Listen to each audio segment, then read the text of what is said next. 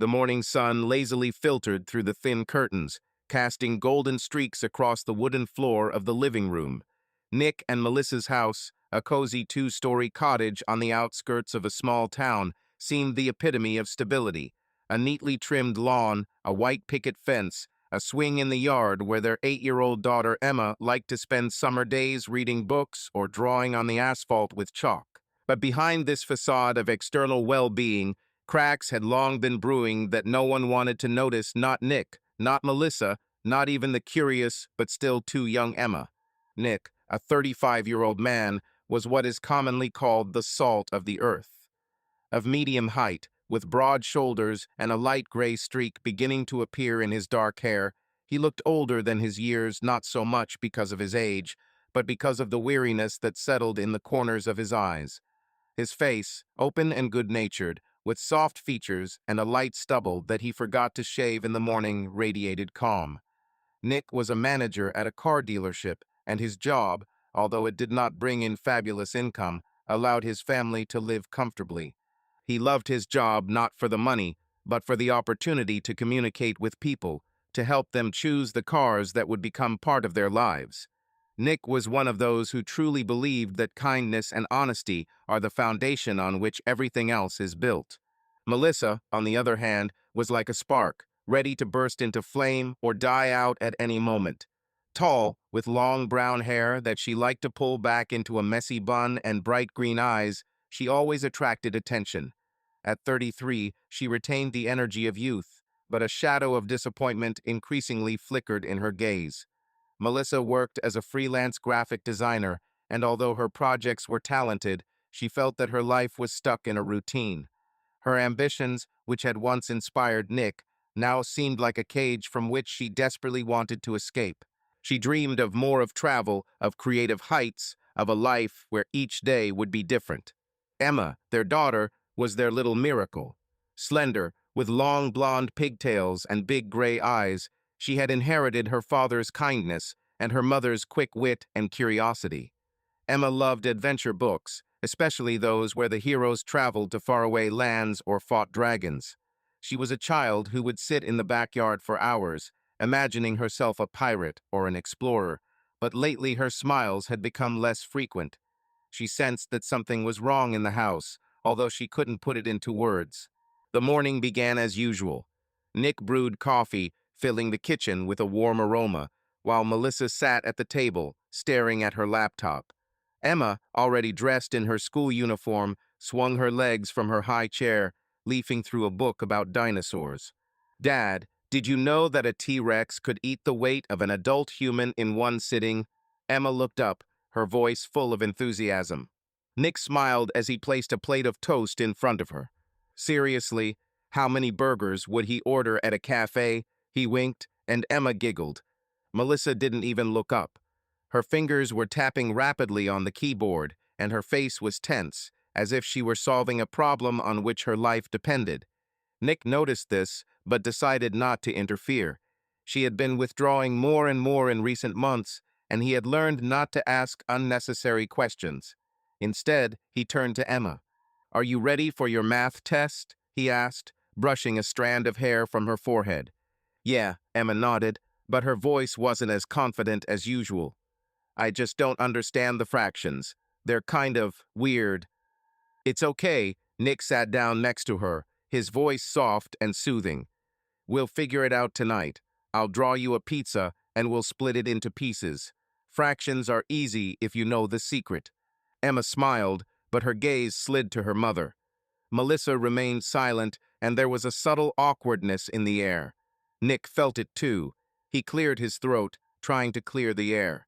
"Mel, are you home today, or do you have meetings?" he asked, trying to keep his voice casual. Melissa finally looked up from the screen. Her eyes met Nick's, and there was something in them that he couldn't immediately place. Fatigue, determination, irritation. She closed the laptop with a soft pop and took a deep breath. "Nick, we need to talk," she said quietly, but her tone made Nick's insides clench. Emma, feeling the tension, looked at her parents.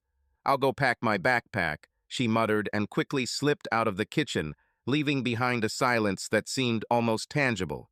Nick sat down across from Melissa, his heart beating faster than usual. He knew this conversation was long overdue, but he still wasn't ready. "What happened?" he asked, trying to keep his voice even. Melissa looked at the table, her fingers nervously fiddling with the edge of her sleeve. "Nick, I can't do this anymore," she began, her voice shaking, but there was a certain firmness to it he hadn't noticed before. "I feel like I'm suffocating. This life, it's not for me." Nick frowned, trying to understand what she was talking about. "What do you mean? We're Everything's fine, isn't it? We have a house, Emma, a job. We're coping." Melissa shook her head, her eyes filling with tears, but she quickly wiped them away. "No, Nick. Nothing is okay. I can't cope. I don't want to be just a wife and mother. I want more. I want to find myself. I want to live in a way where every day brings something new, and not this endless repetition of the same thing." Her words were like a punch to the gut. Nick felt his throat tighten, but he forced himself to speak. "Mel, if there's something you need to change, we can do it together. Maybe plan a trip? Or do you want to go back to work in the office? We'll find a way." "You don't understand." Her voice became sharper, almost desperate. "This isn't about the trip or the job. This is about me, about who I've become. I don't want to be the one who dissolves in everyday life, in bills, in school meetings.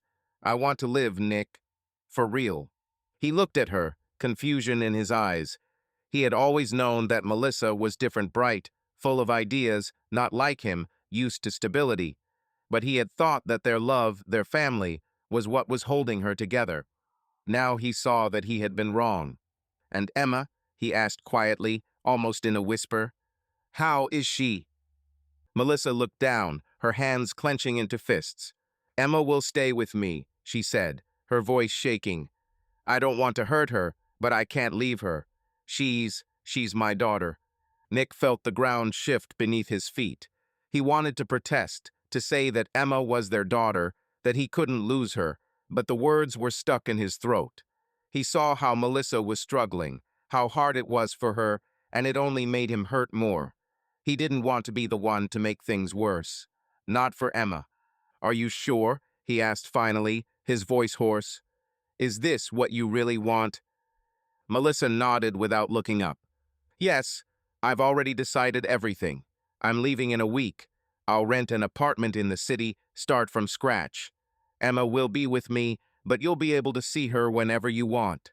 I don't want to deprive you of your daughter." Nick was silent. He looked at his wife, the woman he had loved for over a decade, the woman he had built a life with, the woman he had raised Emma with, and he felt his world crumbling. He wanted to scream, to argue, to beg her to stay, but something in her eyes told him it was useless. She had already made up her mind. That evening, Nick sat in the living room, staring at the blank TV screen. Emma had long since fallen asleep, and Melissa had gone into the bedroom to collect her thoughts. He didn't know how he was going to live on. His thoughts were confused, his heart ached, and the same question kept spinning in his head. How could he not notice that everything was so bad? He stood up, walked to the window, and looked out at the dark yard. The swing he'd made for Emma swayed gently in the breeze. He remembered how she'd laughed the first time he'd pushed it, her pigtails flying and her eyes shining with joy.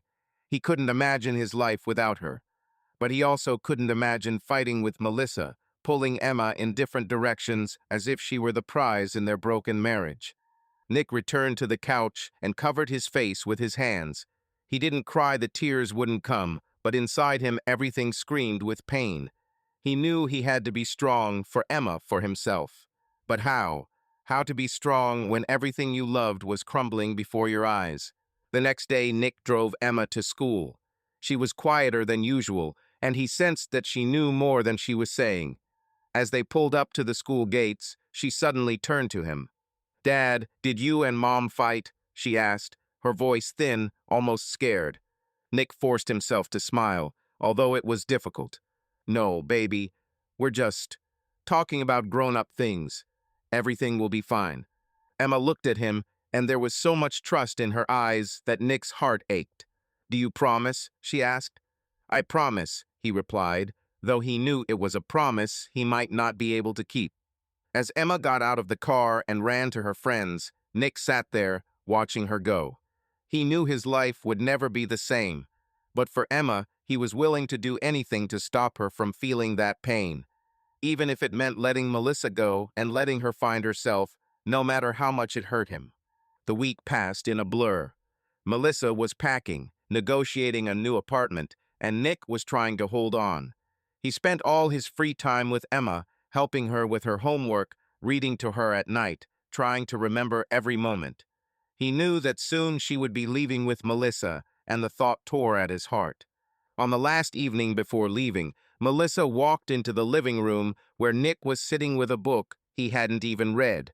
She looked tired but determined. "Nick," she began, sitting on the edge of the couch. "I know I'm hurting you, and I'm really sorry. But I have to do this. For me. For Emma." Nick looked at her, and there was no anger in his eyes, only endless sadness. "I don't want you to be unhappy, Mel. I just wanted us to be a family."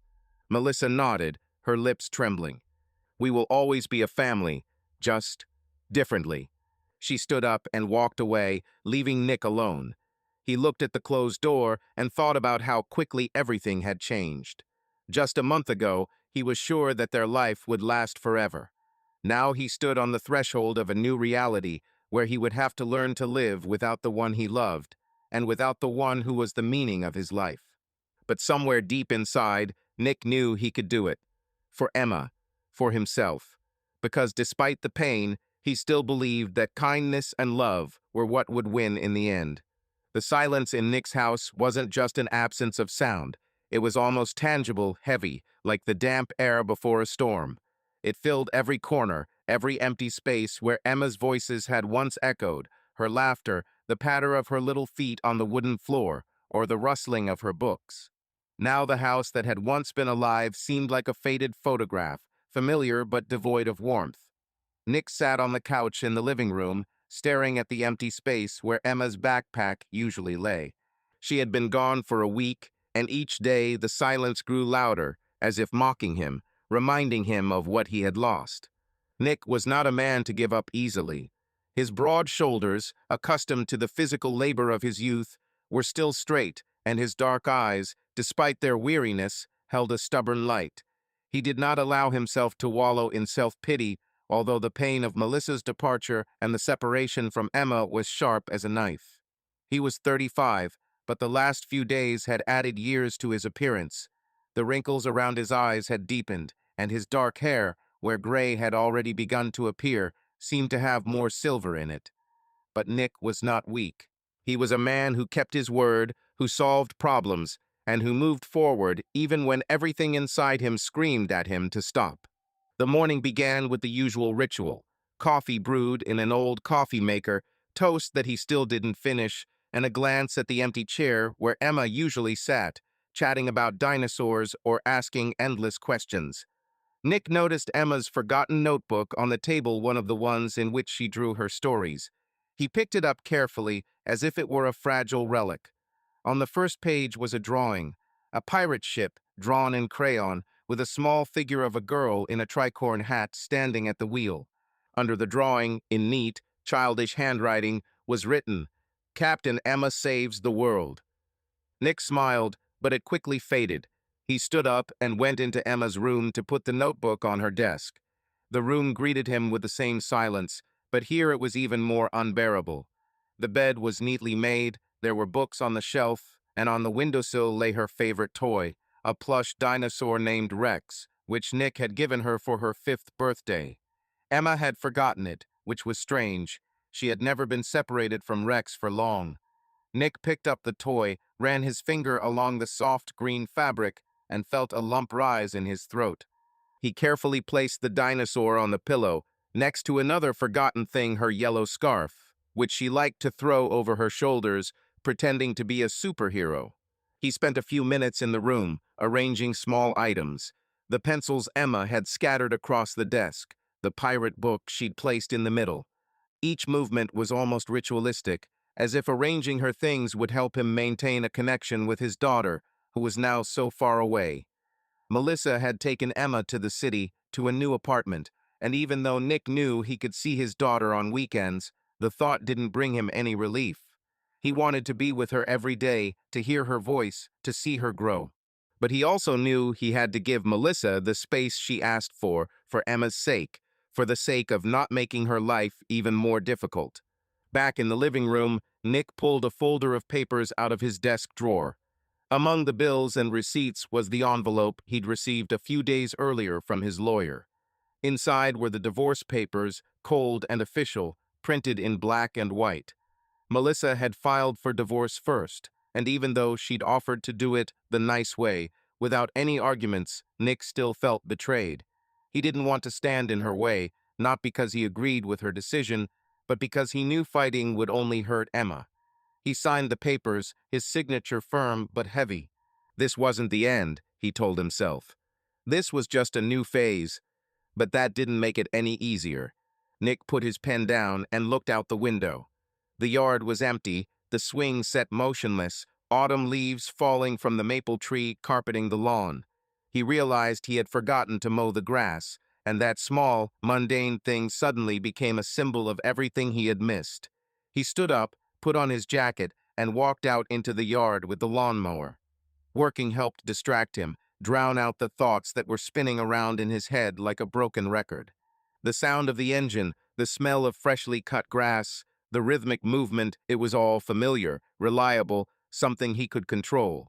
And as he worked, he allowed himself to think not about Melissa, not about the divorce, but about how the next time Emma came over he would teach her how to mow the lawn, or maybe they would plant flowers in the flower bed. He was not broken. He was a father, and that gave him strength. That evening, Nick was sitting at a local bar with Tony, his best friend since high school. Tony, a stocky man with a loud laugh and a habit of wearing flannel shirts even in the summer, worked as a mechanic at the same car dealership where Nick was a manager. They saw each other almost every day, but it was only now, sitting at the bar with a bottle of beer in his hand, that Nick felt he could talk about what had happened. The bar was cozy, with wooden walls decorated with old license plates and soft music pouring from an old jukebox. There weren't many customers, a couple of truckers in the corner and a bartender wiping glasses. Tony, as always, started with a joke to lighten the mood. "So, old man, have you decided to become a bachelor and conquer women's hearts?" He grinned, nudging Nick with his elbow. Nick shook his head, but the corners of his lips still twitched into a weak smile. "Yeah, I'm going to sign up for pickup courses right now," he replied, taking a sip of beer. "Tony, you know I'm not the type to chase skirts." I know." Tony leaned back in his chair, his face growing serious. "But damn, Nick, what happened? You said you and Melissa were fine, and now she's gone, taken Emma, and you're sitting here looking like the world has ended." Nick looked at the bottle in his hands as if it held the answer. "Maybe I did," he said quietly. "She said she needed to find herself, that our life wasn't what she wanted. I tried to understand, Tony. I really did, but I don't know how to fix it. She just left."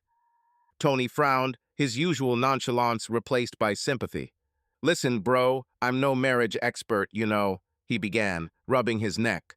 "But I've seen you together. You and Melissa. You were like a puzzle, you know. Different, but you fit together. Maybe she's just confused. Maybe she'll come back." Nick shook his head. "She's not coming back.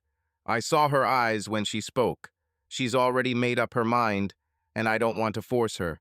Not because I don't care, but because—" He paused, choosing his words. "Because I don't want Emma to see us fighting. I don't want her to feel torn between us." Tony nodded, his eyes full of understanding. "You're a good father, Nick, and a good husband, even if Melissa can't see it. But what are you going to do? Just sit there and wait for her to find herself?" "No," Nick straightened, his voice firmer. "I filed for divorce. I signed the papers today. I won't keep her if she doesn't want me to. But I won't give in. For Emma, I'll fight to make sure she knows she has a father who loves her. And as for me, I'll find a way to move on. Maybe not right away, but I will." Tony raised the bottle as if in salute. "That's my Nick. No breakup, No whining. Respect. And you know what? If you ever need a break, the boys and I are always here. We can go fishing like old times. Or hell, I'll teach you how to fix carburetors so you don't get bored in the evenings. Nick laughed, genuinely for the first time in a week. Carburetors? Tony, you know I'm a complete zero in this. It's okay, I'll teach you, Tony winked. But seriously, brother, you can handle it. You always have. Back at home, Nick was faced with silence again. But this time it seemed a little less oppressive. Talking to Tony had reminded him that he wasn't alone, that he had friends, a job, a purpose. He went into Emma's room and looked at her things again. This time he didn't touch them, just stood there, looking at the stuffed dinosaur and the yellow scarf. Then he pulled out his phone and texted Melissa. "Can I pick up Emma for the weekend? I want to take her to the zoo." The answer came a few minutes later. "Of course. She'll be happy." Nick exhaled. It was a small step, but it was important. He wasn't going to give up. He would be a father, a friend, a man who didn't let pain define him. And even though the house was empty for now, Nick knew he would fill it with new memories for himself and for Emma. It was a Saturday morning in Melissa's new apartment in the city, filled with light pouring through wide windows that looked out onto a busy street. The apartment, small but stylish, with white walls and minimalist furniture, reflected her desire for change. No traces of suburban comfort, no old photographs or threadbare carpets. Everything was new, from the glass coffee table to the abstract paintings she'd hung to add character. Emma, sitting on the couch with a book about the underwater world, seemed like a small island of her old life in this new, alien space. Her blonde pigtails were neatly braided, but there was a wariness in her gray eyes, as if she were trying to figure out where she fit in her mother's new world. Melissa, dressed in a light mustard dress, bustled around the kitchen, making breakfast. Her movements were quick, almost nervous, and the smile she threw Emma seemed forced. Today was a special day, the day she was going to introduce Emma to Tom, the man she'd started dating shortly after moving in. Melissa felt alive around him, as if his energy energized her, bringing back the spark she'd lost in her marriage to Nick. But deep down, she knew Emma wasn't just a spectator in her new life, but a child who saw and felt everything. Tom showed up at the door promptly at 10, as promised. Tall, with broad shoulders and short dark hair, he looked like a man accustomed to being the center of attention. His face, with its sharp features and light stubble, radiated confidence, and his blue eyes could be warm when he smiled, but cold when things didn't go his way.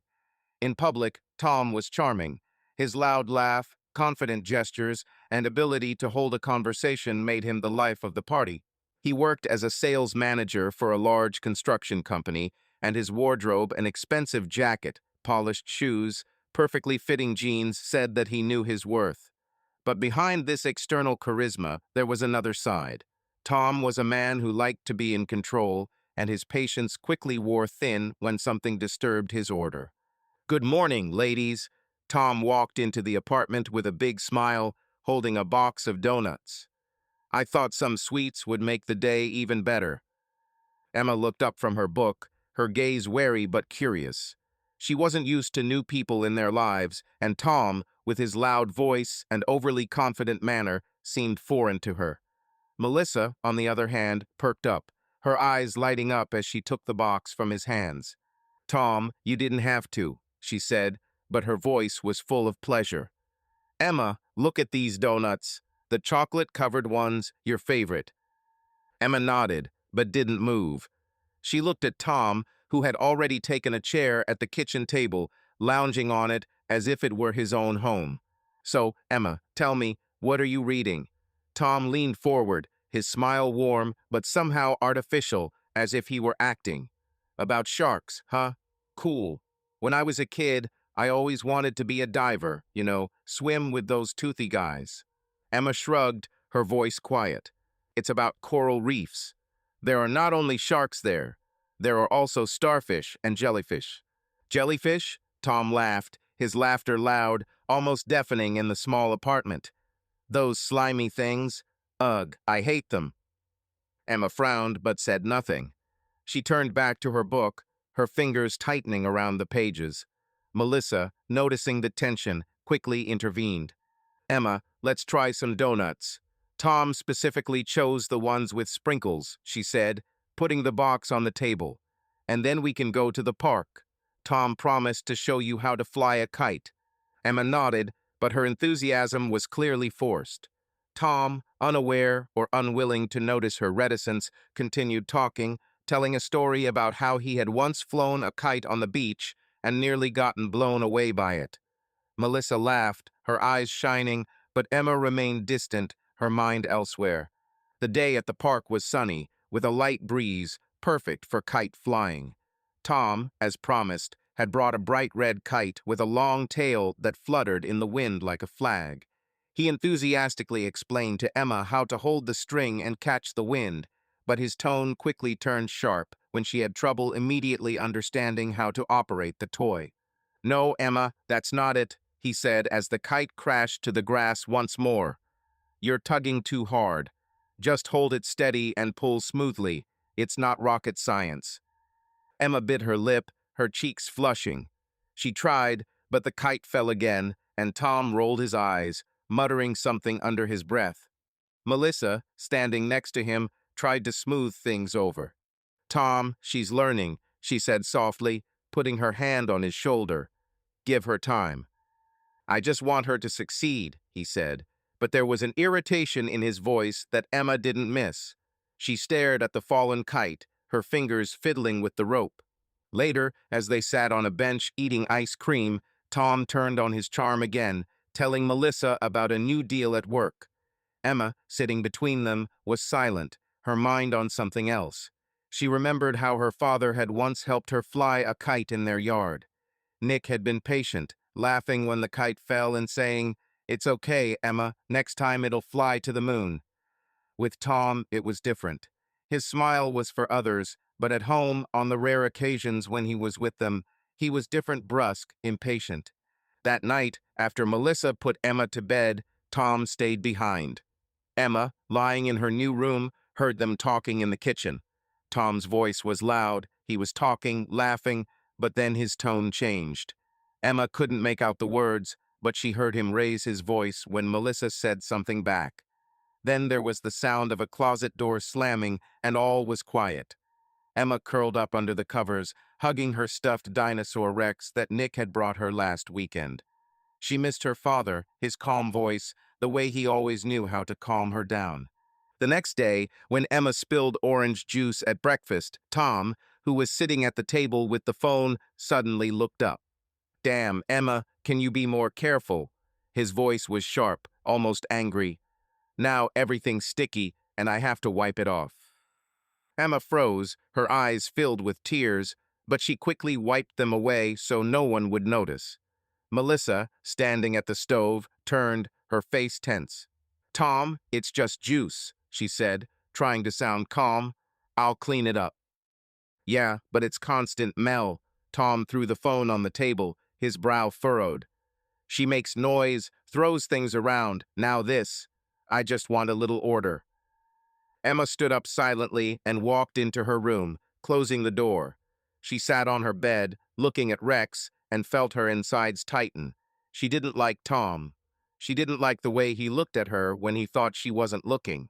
She didn't like the way he made her feel guilty for just being herself. The following Saturday, Nick took Emma for the weekend. They went to the zoo as he had promised, and Emma became animated, talking about the giraffes and penguins they had seen. Nick looked at her, his heart aching with love and pain. He noticed that she was quieter than usual, that her smile was not as bright as it used to be. As they sat on a bench eating hot dogs, Emma suddenly spoke. "Dad," she began, looking down at her sneakers.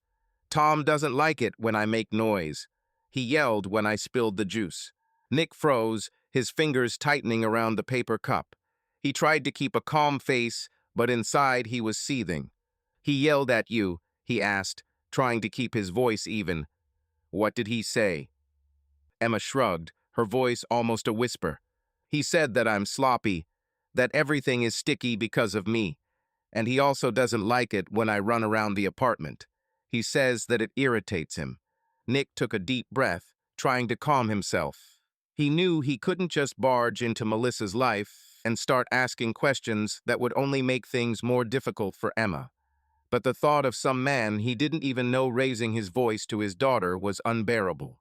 "Emma," he said, putting his hand on her shoulder, "you haven't done anything wrong.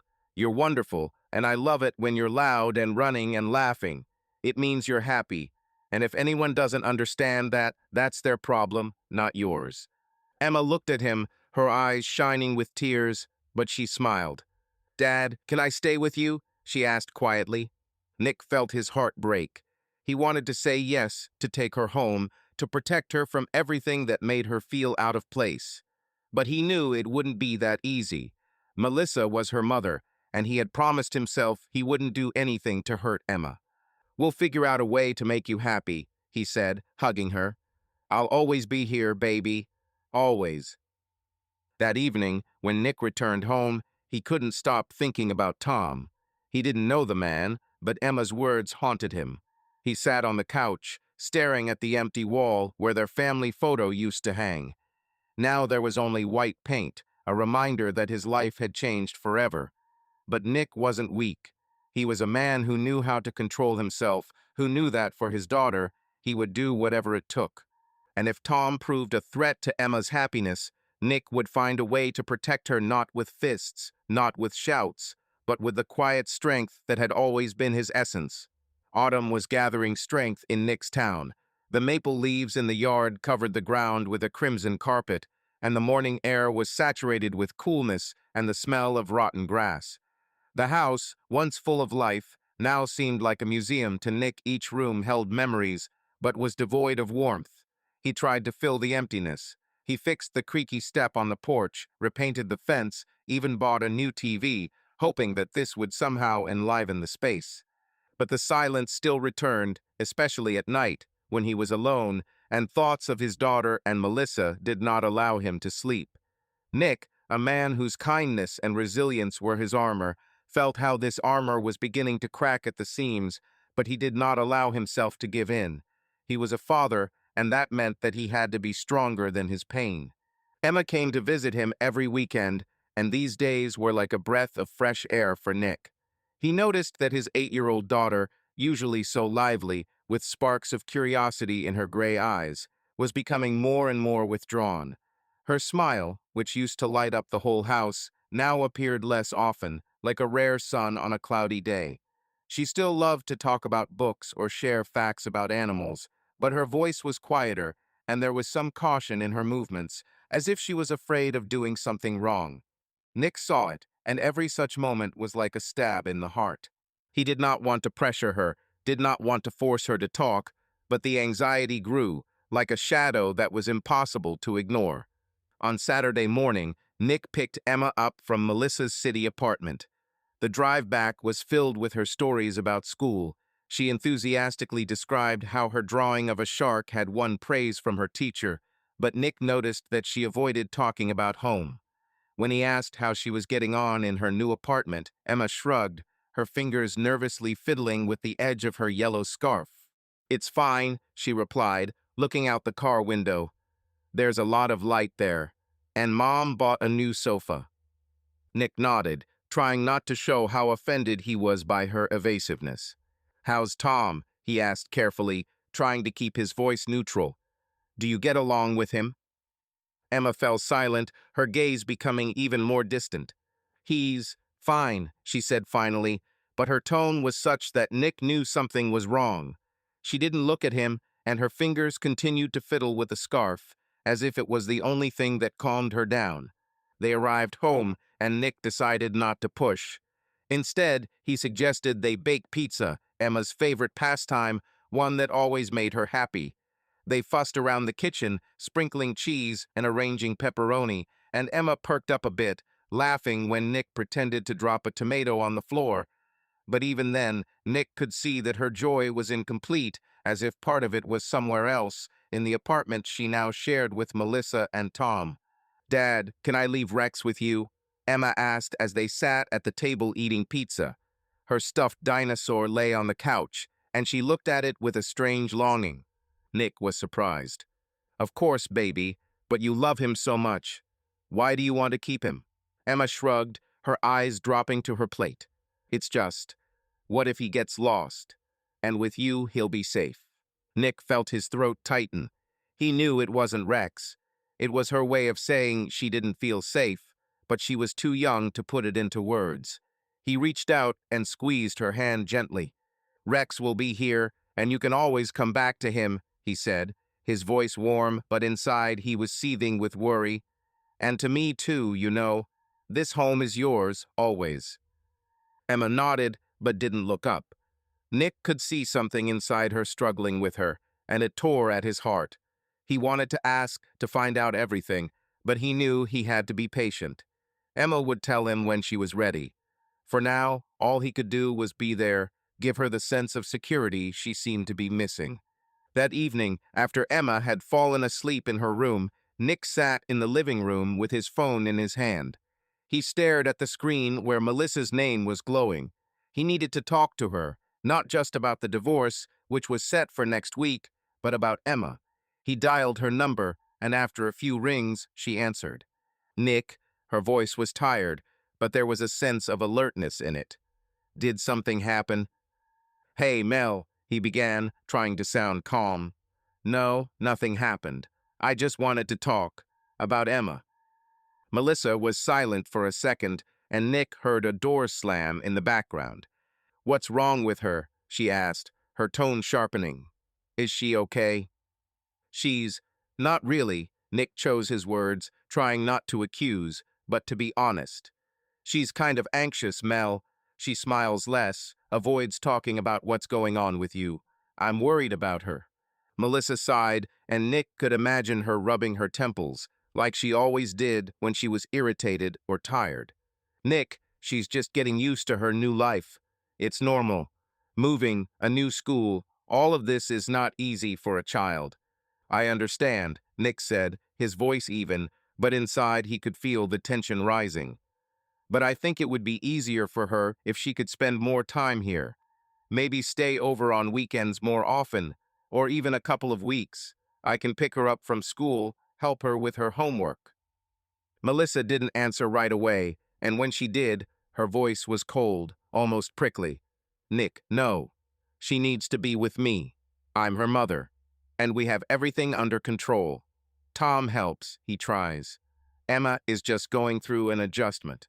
Nick's grip on the phone tightened, his fingers turning white.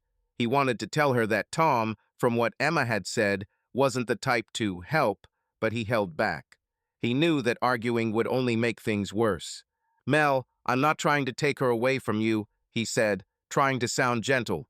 I just want her to be happy. If she's anxious, maybe we should figure out how to help her. Together?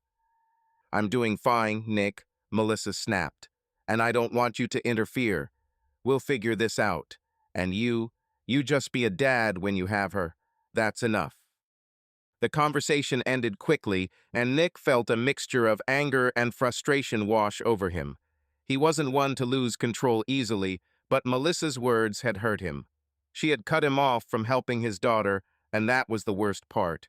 He threw the phone on the couch and went into the kitchen, where he poured himself a glass of water to calm himself. The water was cold, but it didn't help. He was still seething inside. The next day, Nick decided to take Emma's mind off her worries. They went to the local science museum, which had an exhibit on space, a topic that had always fascinated Emma. They walked among the models of planets, and Nick listened as she spoke excitedly about Saturn's rings and black holes. But even here, he noticed how her gaze sometimes became distant, as if her thoughts were returning to something that was bothering her. When they stopped at the model rocket, Nick squatted down to be at her eye level. Emma, he began softly, you know you can tell me anything, right? Even if it's something small. I'm always on your side. Emma looked at him, her gray eyes full of trust, but with a hint of hesitation in them. I know, Dad, she said quietly. It's just, I don't want Mom to be mad. Nick felt his heart clench. He wanted to ask her why she was afraid Melissa would be angry, but instead he just hugged her. No one will be angry, he said, his voice firm but gentle. You're my brave girl, and I'll always be there to protect you. I promise." Emma buried her face in his shoulder, and Nick felt her tremble. It was the first time he had seen her so vulnerable, and it strengthened his resolve. He didn't know what was going on in Melissa's apartment, but he wasn't going to sit back. Emma was his daughter, and he would do anything to make her smile like that again. That evening, after returning Emma to Melissa, Nick returned home and sat at the kitchen table. In front of him lay the divorce papers, the hearing date set for Friday. He looked at the papers, but all he could see was Emma's face, her worried eyes, her guarded words. He knew the divorce was inevitable, but his thoughts were no longer about Melissa, but about his daughter. He didn't want to fight with his ex-wife, but if her new life was making Emma unhappy, he wouldn't stand aside. Nick was a man who always chose peace, but for Emma, he was willing to fight not with anger, but with the calm, unyielding strength that was his essence. He picked up his phone and texted Tony, "Need to talk. Emma isn't okay. Tomorrow after work." The reply came almost immediately, "Sure, bro. I'm here." Nick put the phone down and looked out the window, where the autumn wind swirled the leaves. He didn't know what lay ahead, but he knew one thing. He wouldn't let his daughter lose her spark. Not now, not ever. It was Sunday evening at Nick's house, bathed in the soft light of the setting sun, which streamed through the windows and painted the walls a warm orange. The house, still holding echoes of its former life, seemed a little more alive this weekend when Emma was around. Her presence filled the space with warmth, even if she was quieter than usual and her laughter was less frequent than before. Nick tried to make these days special. They baked cupcakes, watched old cartoons, walked through the park where Emma fed the ducks by throwing pieces of bread into the pond. But even in these moments, he couldn't shake the feeling that something was wrong. His daughter, his little spark, was cloaked in shadow, and it gnawed at him from the inside.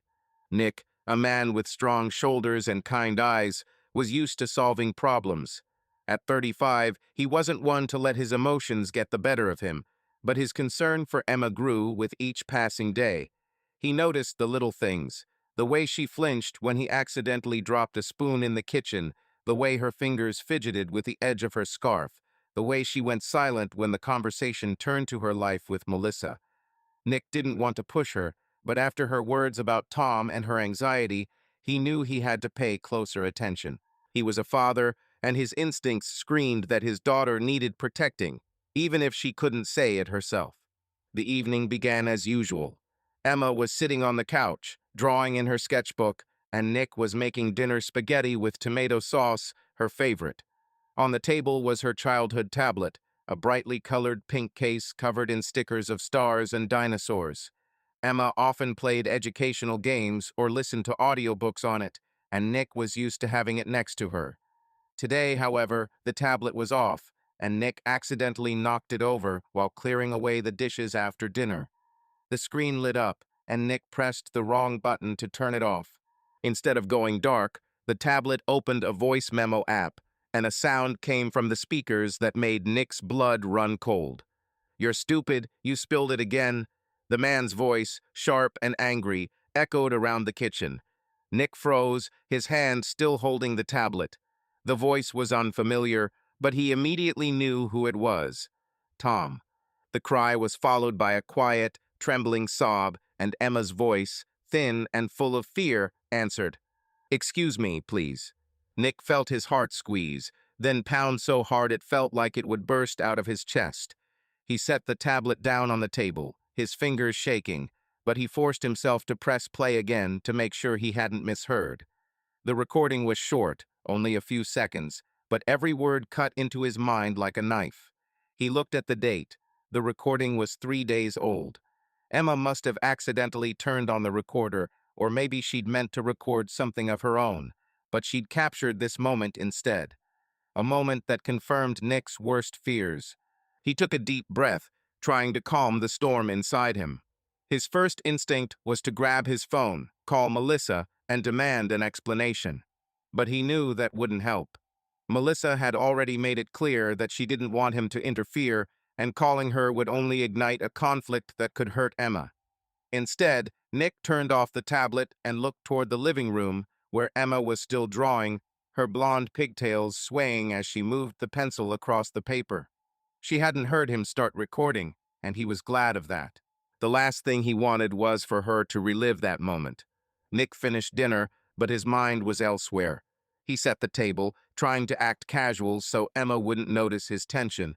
They ate spaghetti, and he listened as she talked about her new idea for a story about a mermaid who lived in an underwater castle.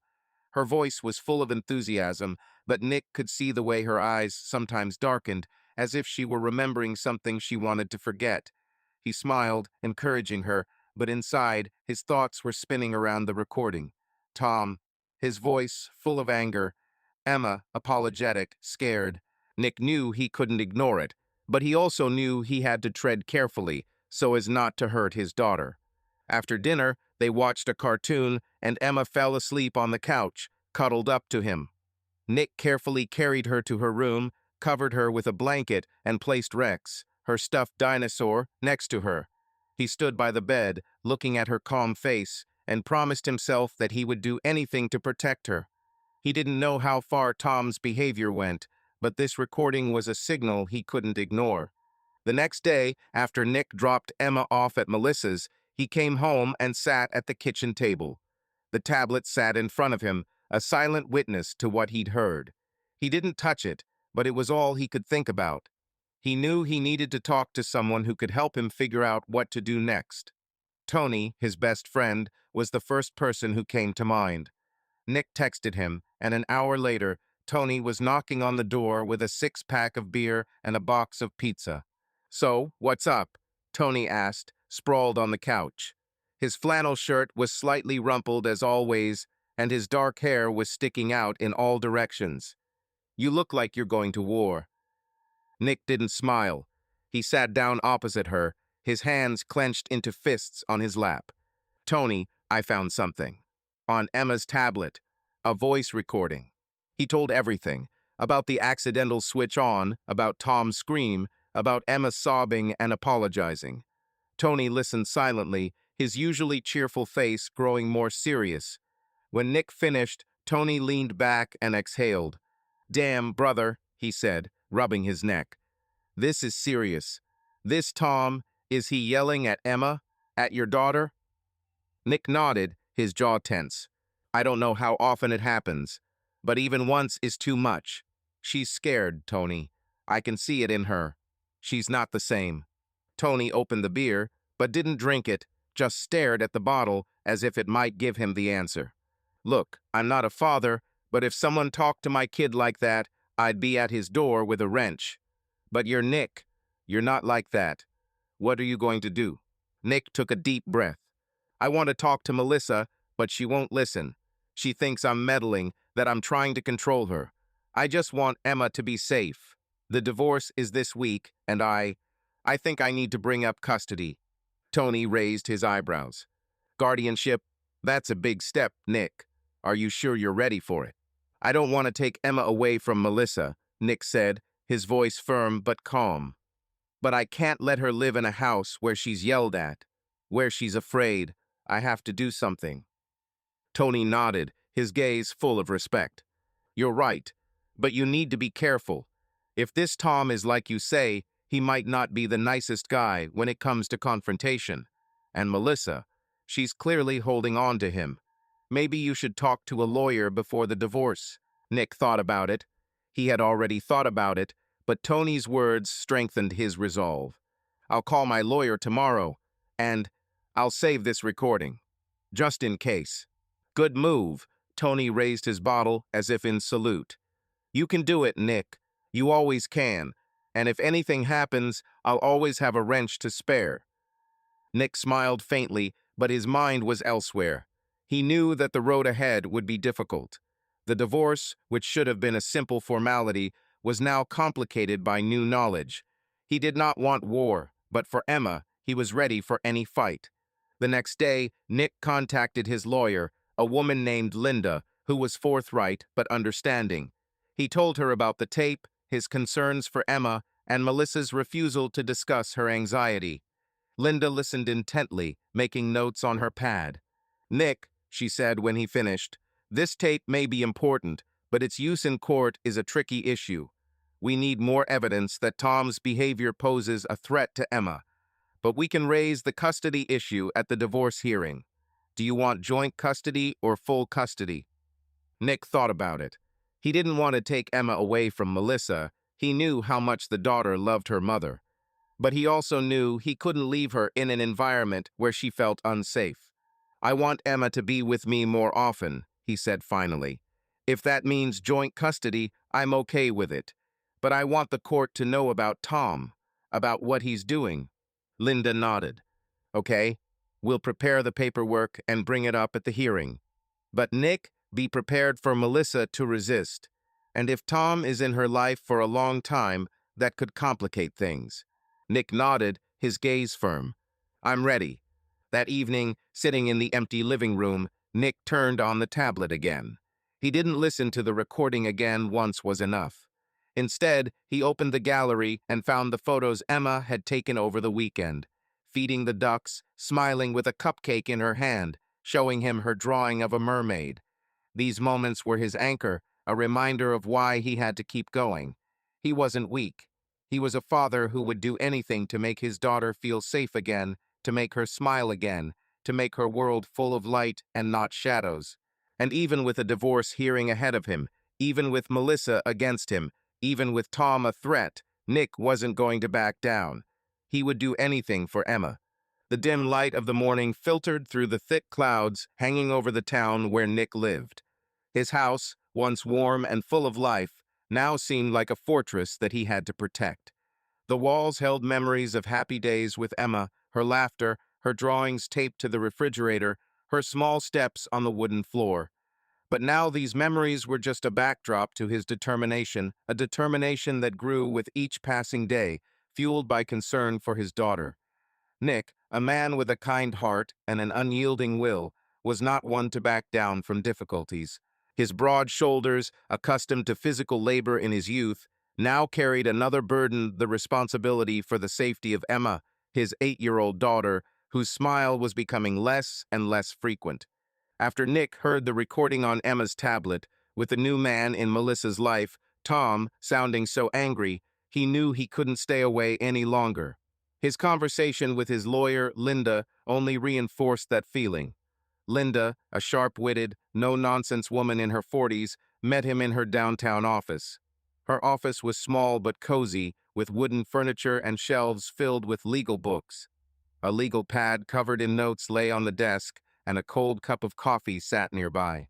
Linda listened carefully, her dark eyes never leaving his face, as he explained the recording, Emma's anxiety, her evasive answers, and Melissa's refusal to discuss the issues. Nick, Linda began, putting down her pen and crossing her arms on the table. The recording you found is a strong signal, but in court, one recording may not be enough.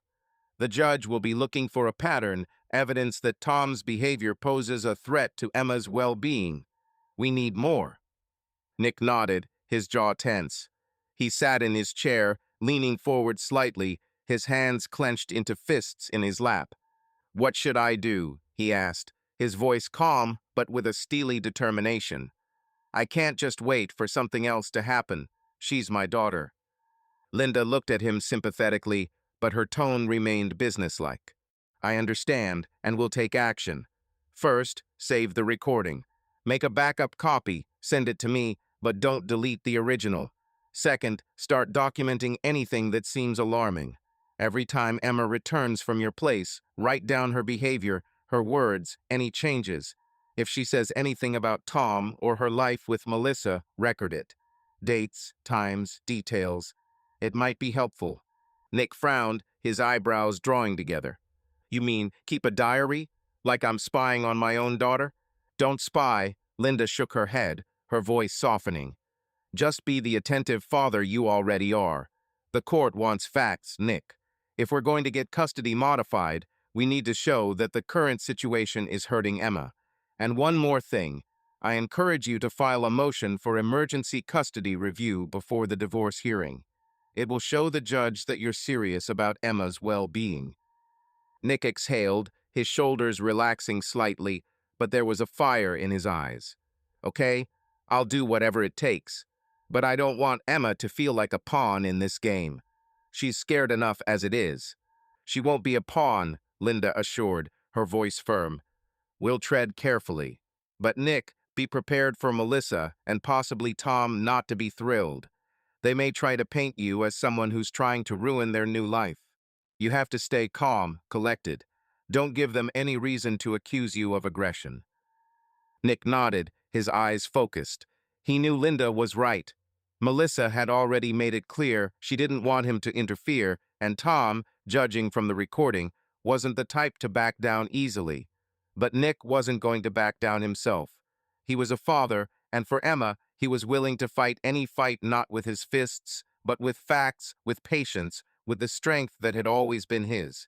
Back home, Nick sat down at the kitchen table with his laptop. He opened a new document and began writing down everything he could remember about Emma's behavior over the past weeks.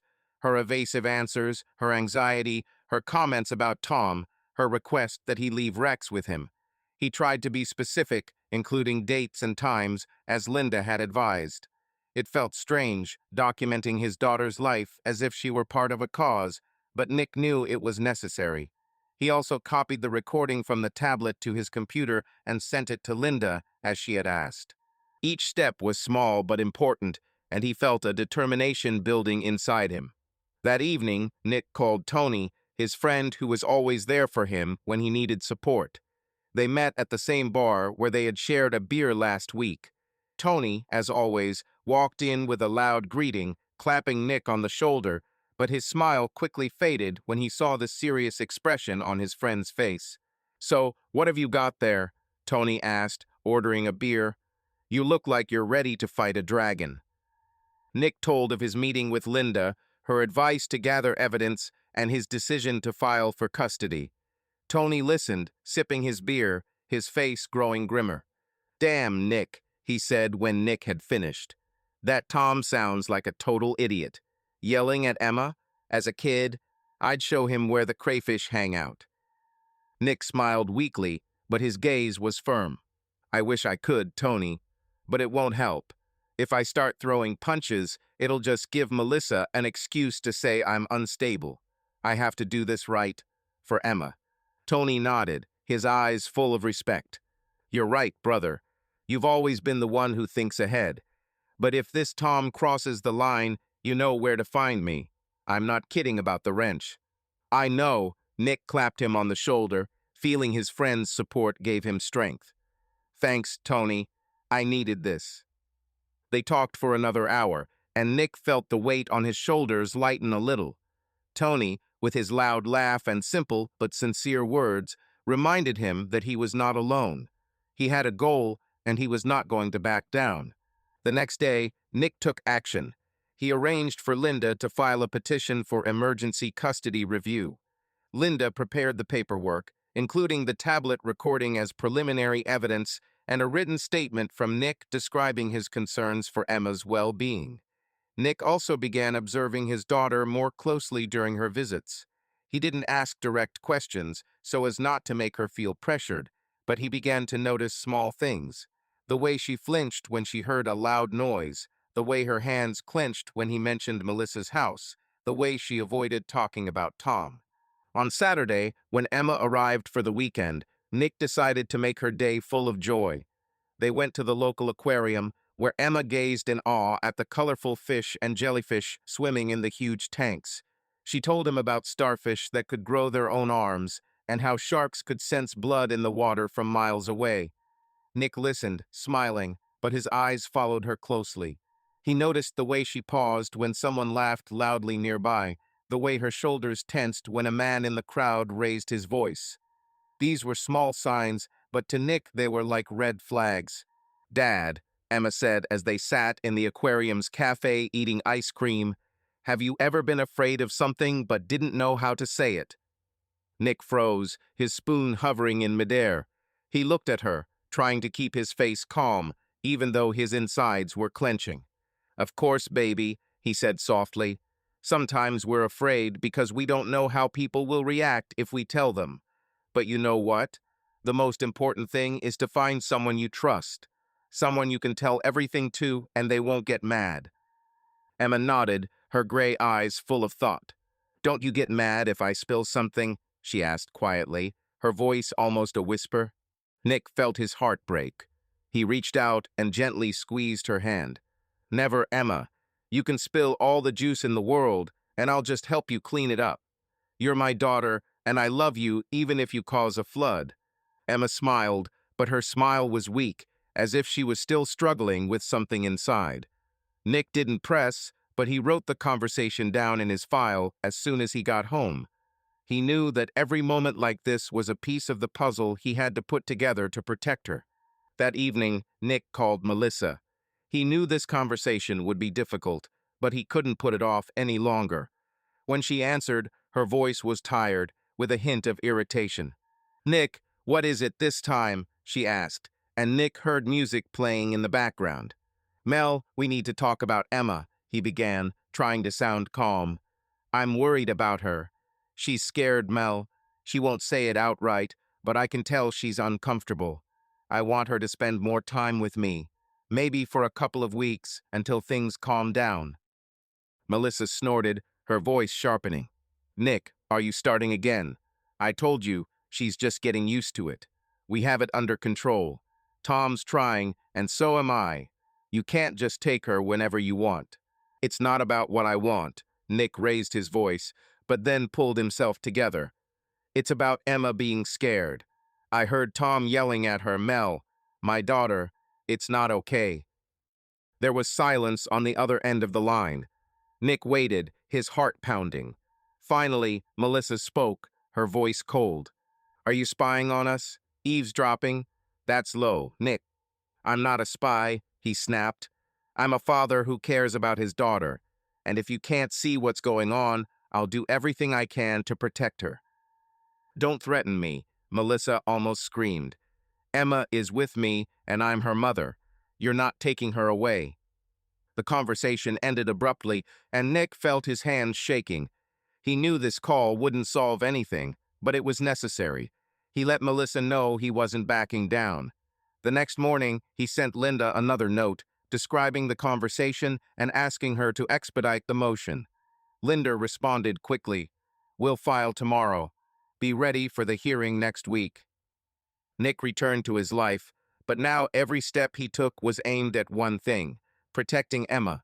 He continued to work at the dealership, smiling at customers, joking with coworkers, but his thoughts were on his daughter. He knew that he had a fight ahead of him, not just with Melissa, but with the system, with Tom, with his own fears. But he was not weak. He was a man who kept his word, who knew that for Emma, he would weather any storm. And even though the house was empty for now, Nick knew that he would fill it with light for himself, for Emma, for their future. A cool wind blew through the streets of the town, bringing with it the smell of dampness and fallen leaves. Nick stood at the window of his living room, looking out at the empty yard, where the swing he had made for Emma swayed gently, as if reminding him of the days when her laughter had filled the place.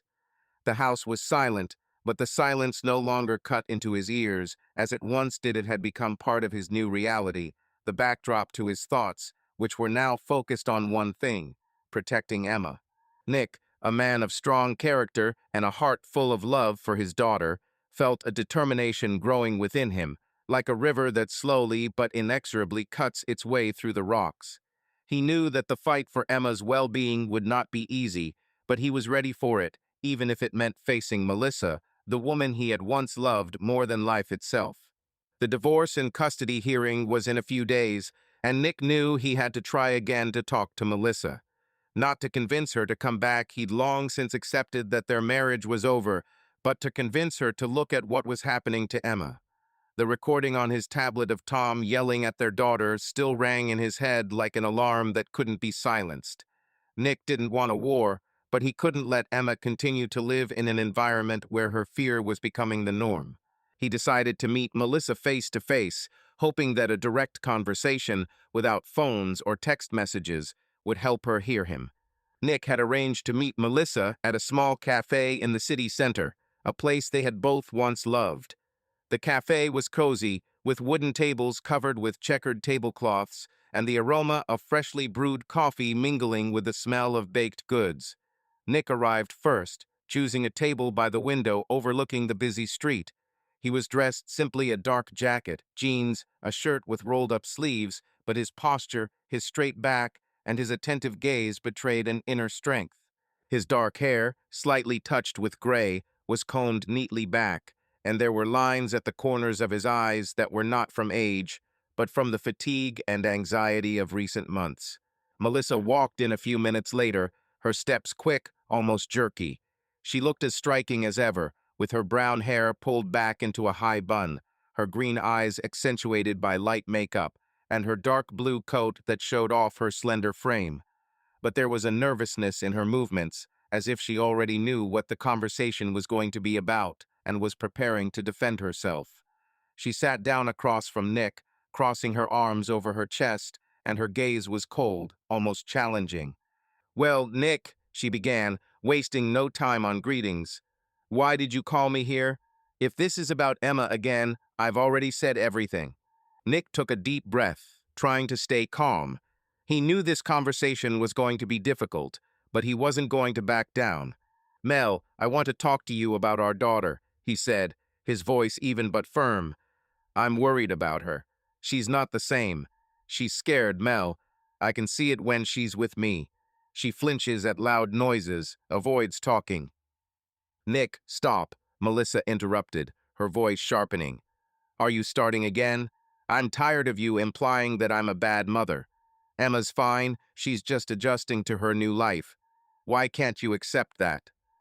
Nick clenched his fists under the table, but his face remained calm. "I'm not saying you're a bad mother," he said, trying to keep his emotions under control. "I'm saying Emma's scared. I heard Tom yelling at her, Mel. I heard the tape of him calling her stupid for spilling juice. That's not addiction. That's not normal." Melissa's eyes widened and her face turned pale, but she quickly pulled herself together. "You were eavesdropping?" Her voice shook with anger. "You're going through her things to find something against me? That's low, Nick. You just can't accept that I'm happy that I've found my life without you." Nick felt his heart clench at her words, but he didn't let his anger get the better of him. "This isn't about you or me," he said, his voice low but firm. "This is about Emma. I'm not trying to ruin your life, Mel. I'm trying to protect our daughter. If Tom yells at her, if she's afraid in her own home, that's not strictness. That's wrong." Melissa shook her head, her lips pressed into a thin line. "Tom is not perfect, but he tries. He is just strict, Nick. He wants order, discipline. Emma can be restless sometimes, you know. He is not a monster, as you try to make him out to be." "Strict?" Nick leaned forward, his eyes blazing but his voice steady. "Calling an 8-year-old girl stupid isn't strict, Mel. It's cruel. She's afraid of him, and I can't just sit by and watch her suffer." Melissa stood up, her movements sharp, almost theatrical. "You're manipulative, Nick," she said, her voice shaking with emotion. "You take a random moment and blow it out of proportion so you can look like a hero. I won't let you use Emma against me. She's my daughter, and I know what's best for her." Nick stood up too, his height and broad shoulders making him an imposing figure, but he didn't raise his voice. "She's our daughter, Mel, and I'm not using her. I'm protecting her. If you can't see what's going on, it's your blindness, not mine." Melissa looked at him, her eyes shining with tears, but she did not let them fall. "We're done, Nick," she said, turning toward the door. "See you in court." She was gone, leaving behind the scent of her perfume and the echo of her words. Nick stood there, his hands shaking, but he forced himself to breathe deeply. He wasn't weak. He was a father who knew he was right, and he wasn't going to back down. Back home, Nick sat at the kitchen table, his laptop open in front of him, where he continued to jot down everything about Emma. He added a note about the conversation today, describing Melissa's reaction, her defense of Tom, her accusations. Each word was a brick in the wall of evidence he was building for the trial. He also called Linda and told her about the meeting. Linda listened intently, her voice calm but determined on the phone. "Nick, you did the right thing," she said. "Melissa is defensive, and that's to be expected. But her reaction only confirms that she doesn't want to see the problem. Keep documenting everything. If she's defending Tom, it could be used against her in court. We'll use this to show that her priorities aren't aligned with Emma's well-being. Nick nodded, although Linda couldn't see him. I just want Emma to be happy, he said quietly. I don't want war, but I can't leave her where she's afraid. I know, Linda replied, her voice soft but firm. We'll make sure the court sees it. The hearing is in 3 days. Be prepared. Nick spent the remaining days before the hearing tense, but he didn't let himself relax. He worked at the dealership, smiling at customers, joking with coworkers, but his mind was on Emma. He knew Melissa would fight, that Tom would probably be an even bigger problem, but he was ready. He was a father who wouldn't give up, a man who believed that love and truth were stronger than any accusation. And while Melissa was blind to what was happening, Nick saw clearly.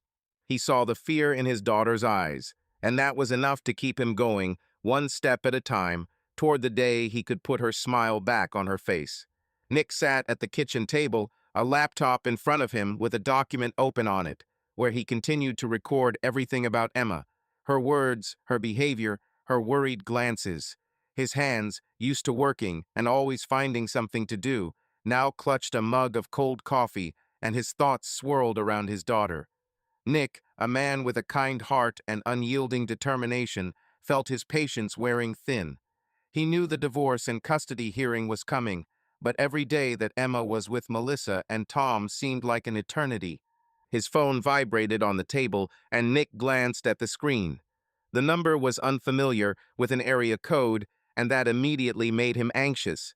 He answered, holding the phone to his ear, and heard a quiet, shaky voice that made his heart clench. Dad, Emma whispered, her voice barely audible, as if she was afraid of being overheard. Can I come over? Nick froze, his fingers gripping the phone so tightly his knuckles turned white. He knew immediately that something was wrong. Emma never called from a number she didn't know, and her whisper, full of fear, was like a siren warning of danger. Emma, baby, where are you? He asked, trying to speak calmly, although inside everything was boiling. Are you okay? I'm at a friend's, she whispered, her voice shaking. Dad, please, can I come over? I don't want to go home. Nick felt his throat tighten. He didn't ask any more questions. Her voice said it all. She was scared, and that was enough. Of course, baby, he said, his voice warm but firm. Tell me where you are, and I'll come get you right away. Emma gave the address her friend Caitlin's house, a few blocks away from Melissa's apartment. Nick grabbed his jacket and car keys and ran out of the house, not even thinking about what he was doing. His mind was on one thing, getting Emma, protecting her, making her feel safe. He didn't call Melissa, didn't warn her he knew she wouldn't agree, that she'd accuse him of manipulation again. But at that moment, he didn't care. His daughter was asking for help, and he wasn't going to let her down. The drive to town took less than half an hour, but to Nick it felt like an eternity. He parked outside Caitlin's house, a 2-story building with a neat garden, and saw Emma standing at the porch. Her blonde pigtails were disheveled, and she clutched her backpack in her hands as if it were her only anchor. Her gray eyes, usually full of curiosity, were now full of fear, and Nick felt his heart break. He got out of the car and walked toward her, dropping to one knee so he was at eye level with her. Emma, he said softly, placing his hand on her shoulder. I'm here. Everything will be okay. Emma threw herself at him, hugging him so tightly that Nick could feel her shaking. She wasn't crying, but her breathing was ragged, as if she were holding back tears. Nick hugged her back, his broad shoulders a shelter for her, and in that moment he swore to himself that he would do anything to make sure she never felt like that again. Dad, she whispered into his jacket. I don't want to go back there. Tom. He was screaming again. Nick gritted his teeth, but did not let his anger escape. He stroked her head, trying to speak calmly. You're not going back there right now, he said. You're spending the weekend with me. We'll figure it out, kid. I promise. Emma nodded, her face still pressed against his chest. Nick thanked Caitlin's mother, who came out onto the porch to hand Emma to him. The woman, a kindly middle-aged woman, looked at him sympathetically but said nothing. Nick realized she knew more than she was letting on, but that didn't matter right now. He put Emma in the car, buckled his seat belt, and drove home, glancing at her in the rearview mirror. She sat silently, staring out the window, her hands still clutching her backpack. When they got home, Nick settled Emma into her room. He made her hot chocolate, put on her favorite cartoon, and sat with her until she began to relax. Her shoulders slumped, and a shadow of the old sparkle returned to her eyes. Nick didn't ask questions and didn't want to force her to talk until she was ready. Instead, he simply sat there, making her feel safe. When she fell asleep cuddling her stuffed dinosaur Rex, Nick walked into the living room and sat on the couch, his thoughts a whirlwind. He knew that his actions taking Emma without Melissa's consent could have consequences, but he also knew that he couldn't do otherwise. Her whispers, her fear, were a signal he couldn't ignore. He pulled out his phone and texted Linda, his lawyer, a quick message. Emma called. She's scared. I'm taking her for the weekend. Melissa doesn't know. What should I do? Linda responded a few minutes later. Nick, this is a risky move. Document everything. Her call, her condition, her words. I'll add it to our motion. But be prepared for Melissa's reaction. She may file a complaint. Nick nodded, even though Linda couldn't see him. He opened his file and wrote everything down. The time of the call, the address, Emma's words, her trembling voice. He also noted that she mentioned Tom and his scream. Each fact was like a brick in the wall he was building to protect his daughter. The next morning, as Nick was making breakfast pancakes with syrup, which Emma loved, his phone vibrated again. This time, it was Melissa. Her voice was full of anger when he answered. Nick, how dare you? She almost screamed. You took Emma without my permission. Do you understand that this is illegal? I'm filing a complaint, Nick. You had no right. Nick took a deep breath, trying to keep himself under control. Mel, she called me. She was scared. She asked me to pick her up. I couldn't leave her there. Scared, Melissa snorted, her voice shaking with rage. You're just using her to get to me. You can't handle me living my life. Emma's fine, Nick. She's just a kid who acts up sometimes, and you're making a big deal out of it. It's not a tantrum, Mel, Nick said, his voice low but firm. She's afraid of Tom. She's afraid to be in your apartment. I'm not going to take her back there until I'm sure she's safe. You don't decide what's best for her, Melissa shouted. I'm her mother. I've already contacted a lawyer. You'll regret this. The conversation ended, and Nick felt his hands shaking. He knew Melissa wouldn't back down, that her complaint could make things difficult in court. But he also knew he'd done the right thing. Emma was with him, and for the first time in a long time, she was sleeping peacefully, not flinching at every sound. He wasn't going to take her back to a place where she didn't feel like she belonged. Nick spent the entire day with Emma. They walked in the park, fed the ducks, and built a castle out of leaves. Emma laughed, and her laughter was like balm to his soul. But he could see that she was still wary, that her eyes sometimes darkened, as if she were remembering something she wanted to forget. When they got home, she asked him to read her a book, and Nick chose her favorite, a story about a pirate who was looking for treasure. She snuggled into his arms as he read, and Nick felt his resolve strengthen. He would not let anyone, not Melissa, not Tom, not the court, rob Emma of her right to safety. Linda called in the evening. Nick, Melissa filed a complaint, she said, her voice calm but serious. She's accusing you of violating the terms of your custody. It'll complicate things, but we have the recording, your notes, and your testimony about Emma's condition. We'll use that to show you were acting in her best interests. The hearing is tomorrow. Be prepared. Nick nodded, his gaze firm. I'm ready, he said. I'll do anything for Emma. He hung up and looked at his sleeping daughter, curled up on the couch with Rex in her arms. Melissa might blame him. A trial might complicate things, but Nick knew he was right. He was a father who wouldn't give up, a man who believed that the love he had for his daughter was stronger than any complaint. And even though there was a storm ahead, he was ready to face it to protect his little girl.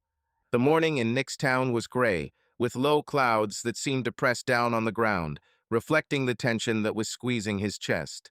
The courtroom, located in an old brick building in the center of town, was cold and austere. High ceilings, wooden benches worn by time, and the smell of polished wood mingled with the subtle aroma of office papers. Nick sat on one of the benches, his broad shoulders tense, but his face calm, almost impenetrable. His dark hair, slightly touched by gray, was neatly combed, and his dark eyes, framed by wrinkles of fatigue, burned with determination. He was dressed in a simple dark blue suit that he wore only on important occasions, and today was one of them. Today, the fate of his daughter, Emma, was at stake, and Nick, a man whose strength lay in kindness and tenacity, was ready to fight for her to the last. Melissa sat across the room, her figure erect, almost defiant. Her brown hair was pulled back into a tight bun, and her green eyes, usually bright, were now cold, with a hint of anger. She wore an elegant black dress, which emphasized her determination to appear confident, but her fingers, nervously fiddling with the rim of her bag, betrayed the tension within. Beside her sat her lawyer, a middle-aged man with sharp eyes and a folder of papers, ready to represent her interests. Nick knew that Melissa had filed a complaint after he took Emma without her consent, and her anger was directed not only at him, but also at his attempts to change the custody arrangements. She wanted Emma back with her, and she was prepared to fight for it.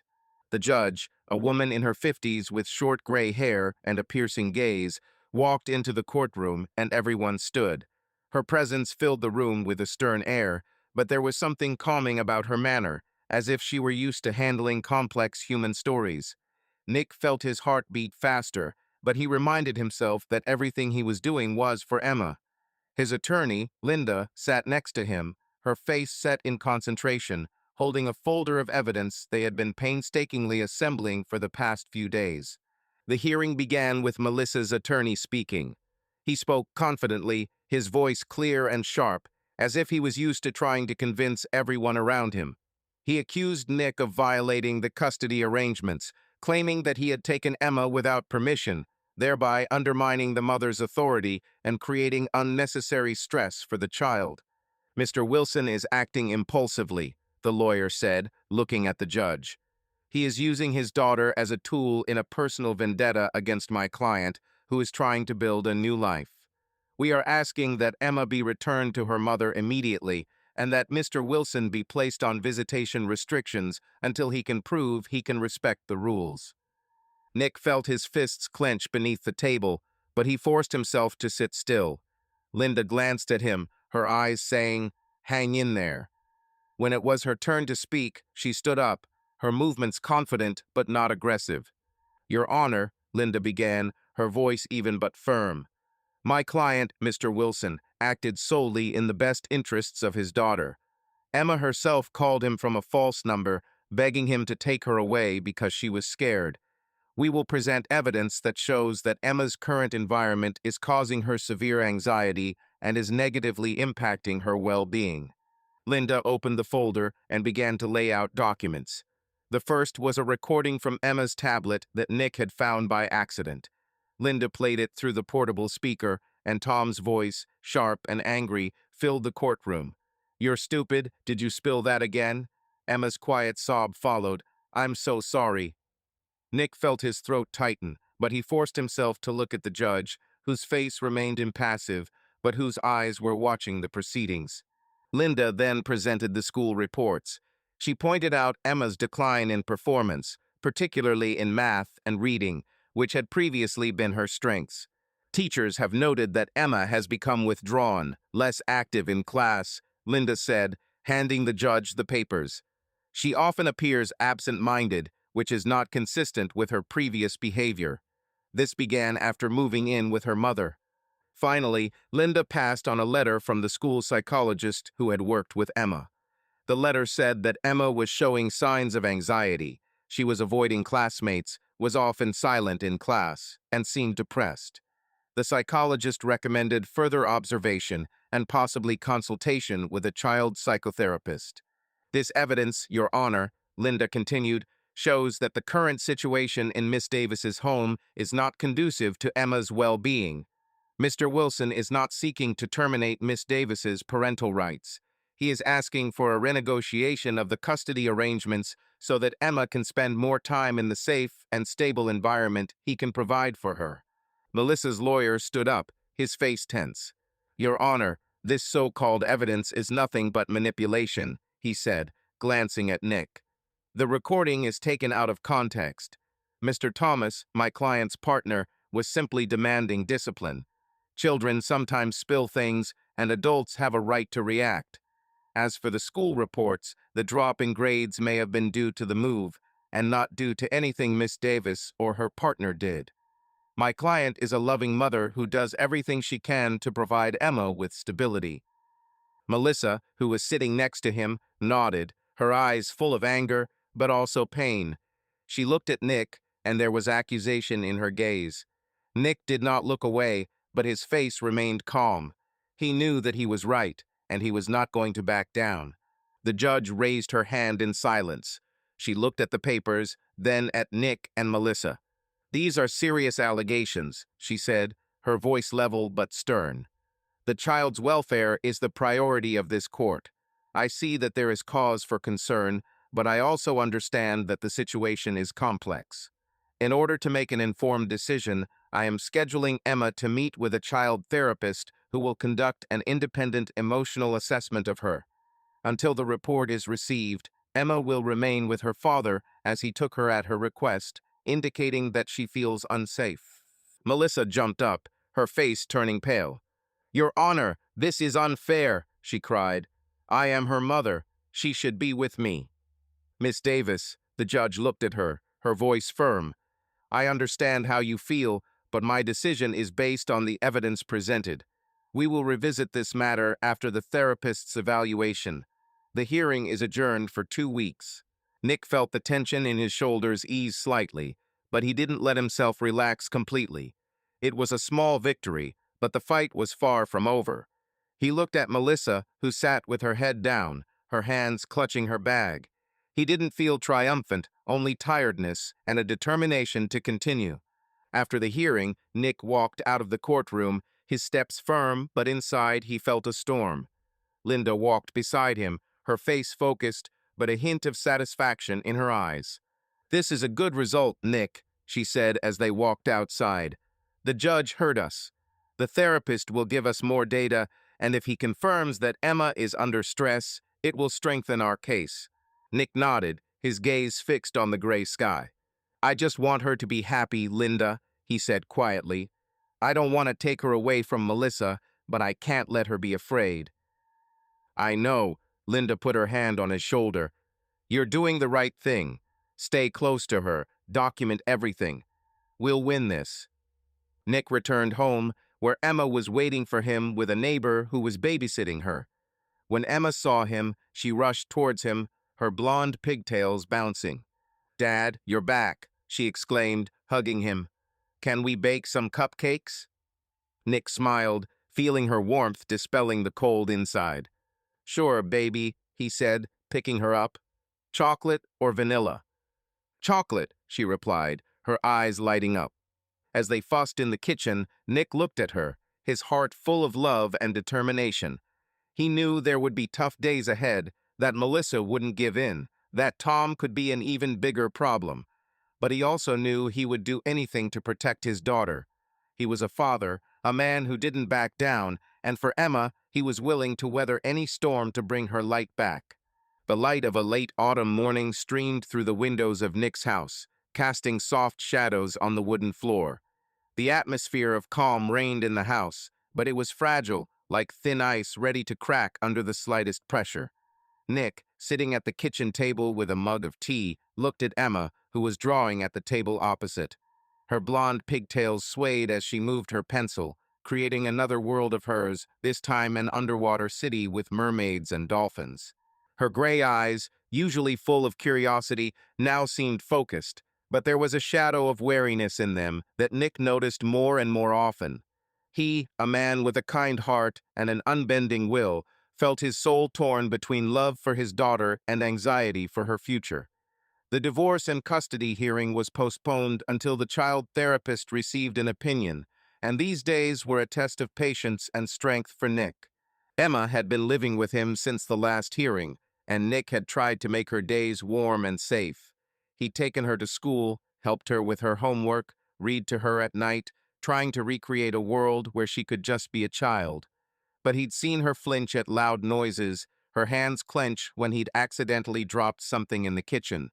He knew her fear wasn't just a childish quirk, it was a consequence of what had happened in Melissa's apartment.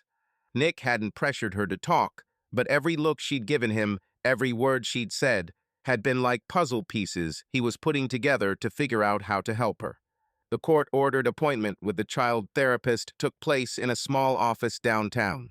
The office was cozy, with brightly colored walls covered with children's drawings and plush chairs that seemed to invite relaxation. The therapist, Dr. Allison Clark, was a woman in her 40s with a warm smile and a calm voice that was immediately put at ease. Her blonde hair was pulled back into a neat bun, and her wire-rimmed glasses gave her the appearance of someone who knew how to listen. Nick had brought Emma to the first session, and although he couldn't be present during the conversation, he waited in the next room, his fingers fiddling nervously with the hem of his jacket. He knew this meeting could be crucial, and he prayed that Emma would open up. When the session ended, Dr. Clark came out to Nick, her face serious but kind. "Mr. Wilson," she said, her voice soft but firm, "Emma is a wonderful girl, very intelligent and sensitive. We've had a good talk, but I'll need to have a few more sessions to give a full report to the court. So far, I can tell you that she's under a lot of stress, and it's related to her home environment. I'll give you the details in the report." Nick nodded, his heart beating faster. "Did she say anything specific?" he asked, trying not to press, but unable to hide his anxiety. "She mentioned that she was afraid of making mistakes at home," Dr. Clark replied, her gaze intent. "That's all I can say at this point, but I'm sure we'll find a way to help her." Nick thanked her, feeling his resolve strengthen. He knew Emma was afraid of Tom, but the therapist's words confirmed his worst fears. He picked up Emma, who looked a little tired but calm, and they drove home, stopping for ice cream along the way. Emma smiled as she ate her chocolate ice cream, and Nick felt her joy give him the strength to continue.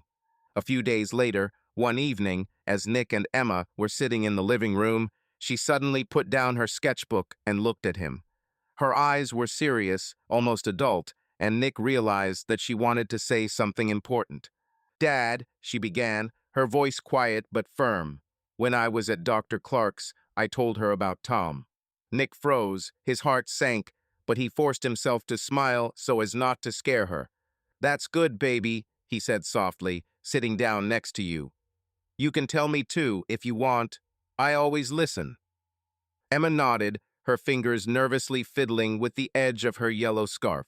"He yells, Dad. When I spill something or make noise, he yells. He says I ruin everything. I try to be careful, but I still make mistakes, and he gets mad. I'm afraid of making mistakes at home." Nick felt anger flare up inside him, but he pushed it down, focusing on Emma. He took her small hand in his palm warm and safe. "Emma, you can't be afraid to make mistakes," he said, his voice calm but strong. "Mistakes are okay. You're a child, and you're learning. No one has the right to yell at you for that. No one." Emma looked at him, her eyes shining with tears, but she was not crying. "I don't want Mom to be angry," she whispered, "but I don't want to go back to where Tom is." Nick hugged her, holding her close, and felt her small body tremble. "You're not going back there until I know you're safe," he said, his voice as firm as a rock. "I promise, baby." A week later, Dr. Clark sent her report to the court. Nick received a copy through Linda, and when he opened the document, his heart sank. In her report, Dr. Clark detailed Emma's emotional state, noting her anxiety, her fear of doing something wrong, and her obvious discomfort in Tom's presence. She wrote that Emma felt safer and calmer with her father, that her behavior in his home was more relaxed, and that her smile returned when she was in his company. The report concluded with a clear recommendation. At this stage, Emma's stay with her father appears to be emotionally safer for her well-being. Linda called Nick immediately after receiving the report. "That's a strong argument, Nick," she said, her voice full of confidence. "The judge will take that into account. We'll use the report, the tape, and the school records to show that Emma needs a stable, safe environment. Melissa may resist, but the facts are on our side." Nick nodded, his gaze fixed on the photograph of Emma on the mantelpiece. "What next?" he asked, his voice calm but determined. "We're getting ready for the next hearing," Linda replied. "Melissa will likely challenge the findings, but we have everything to show that you're acting in Emma's best interests. Continue to be with her, document her condition. And Nick, hang in there. You're doing the right thing." That evening, Nick sat with Emma in the backyard, where they had built a small fire.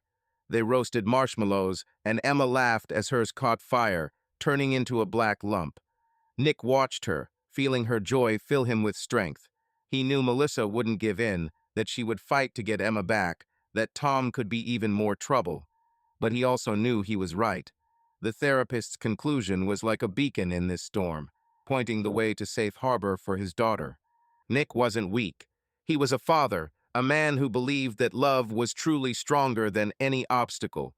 And while Emma laughed, holding a new marshmallow in her hands, he knew that he would do everything to make that laugh sound forever. Even if there was another court battle ahead, even if Melissa accused him, even if the road was difficult, Nick was ready.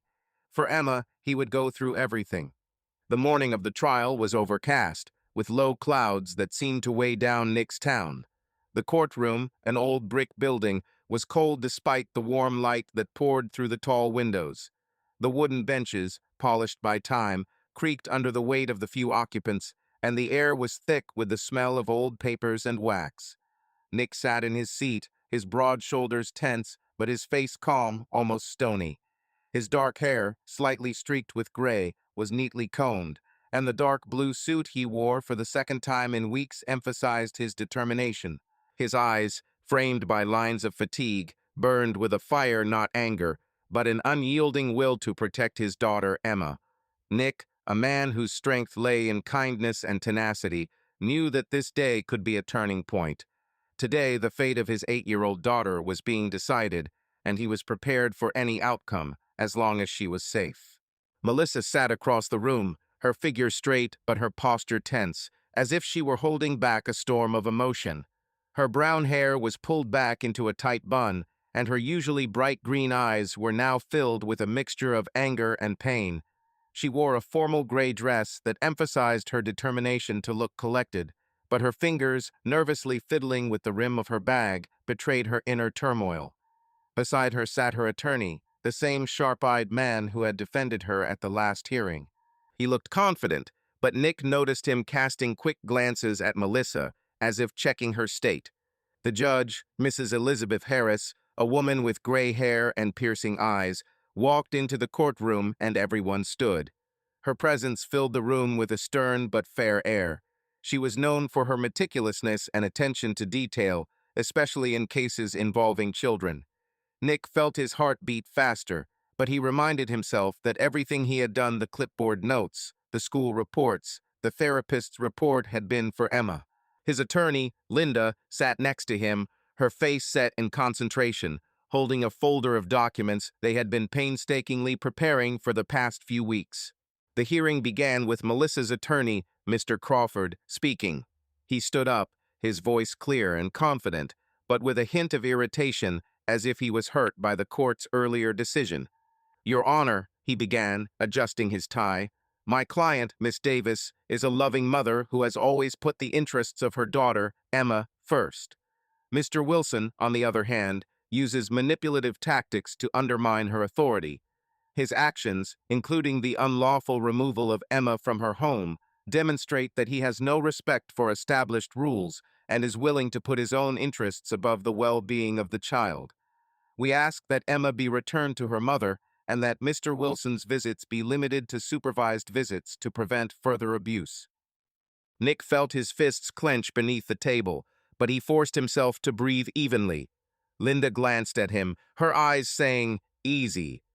When it was her turn, she stood up, her movements confident but not aggressive, her voice calm but persuasive. "Your Honor," Linda began, her gaze fixed on the judge. "My client, Mr. Wilson, acted solely in his daughter's best interests when he picked her up after her desperate call. Emma herself asked him to come because she felt unsafe in her mother's home. We have presented evidence that shows serious problems in Emma's current environment. Let me remind the court of what we have." Linda opened the folder and began to lay out documents.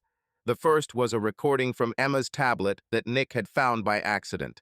She played it through the portable speaker, and Tom's voice, full of anger, rang out again. "Are you stupid? Did you spill that again?" Emma's trembling sob followed. "I'm so sorry."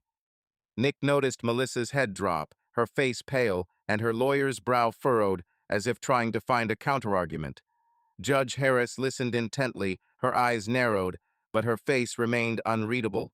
"This record," Linda continued, "shows that Miss Davis's partner, Mr. Thomas, uses aggressive methods of communication with the child, which causes Emma fear and anxiety.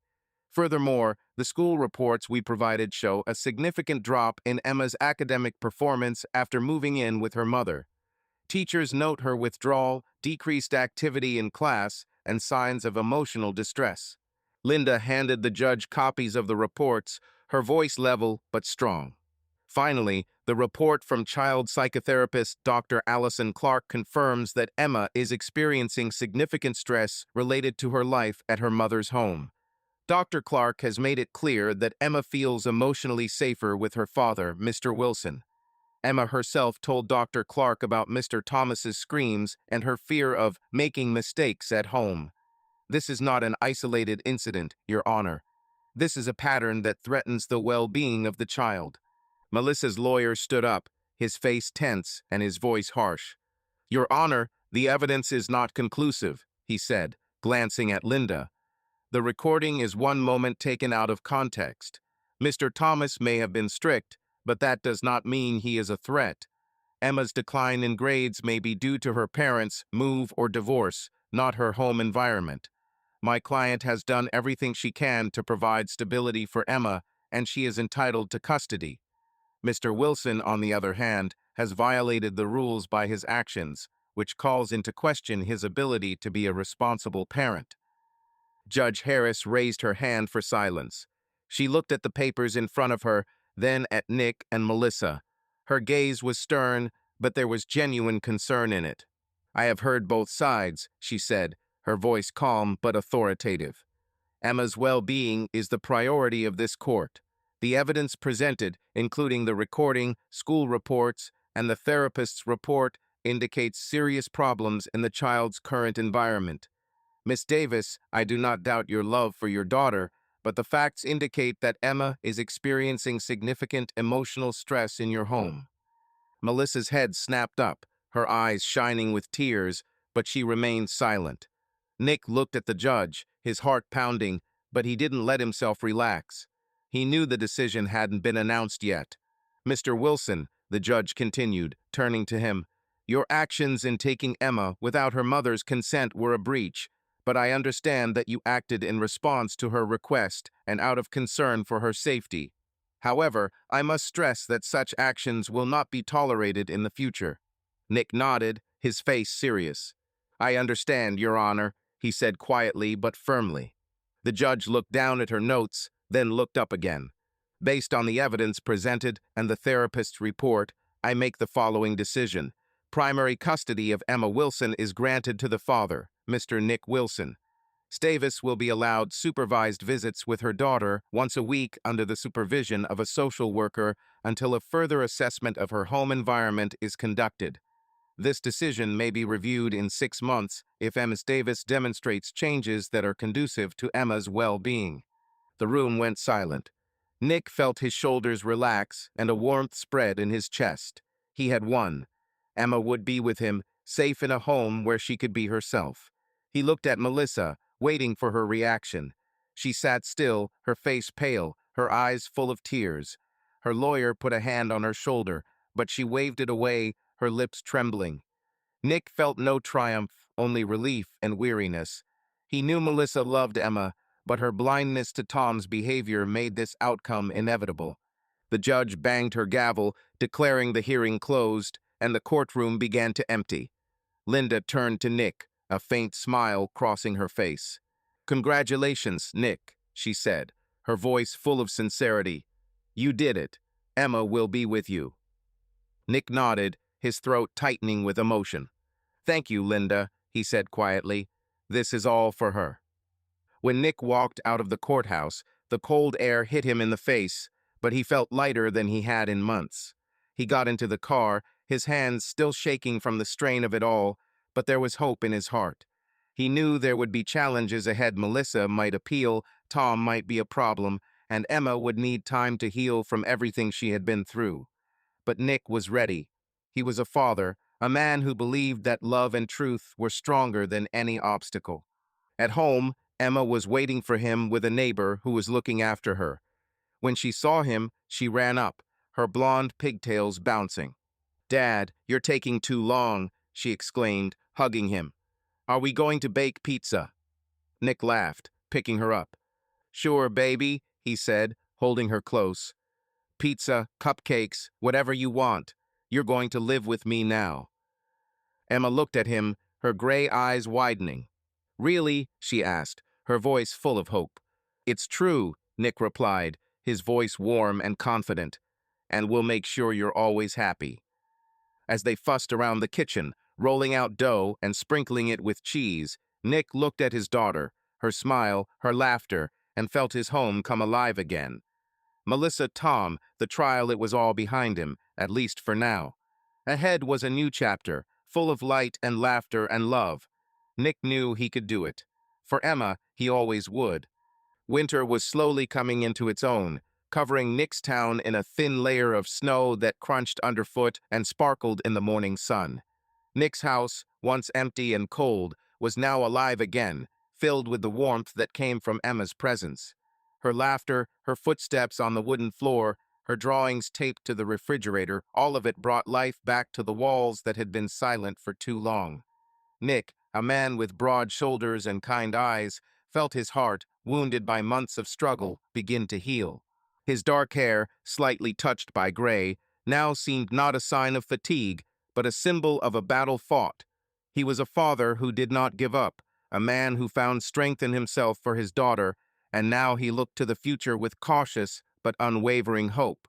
Emma, his 8-year-old daughter, had been living with him for a month after the court awarded him primary custody. The decision was a victory for Nick, but it wasn't the end of the road. He knew Emma needed time to recover from the fears that had settled in her soul because of her life with Melissa and Tom.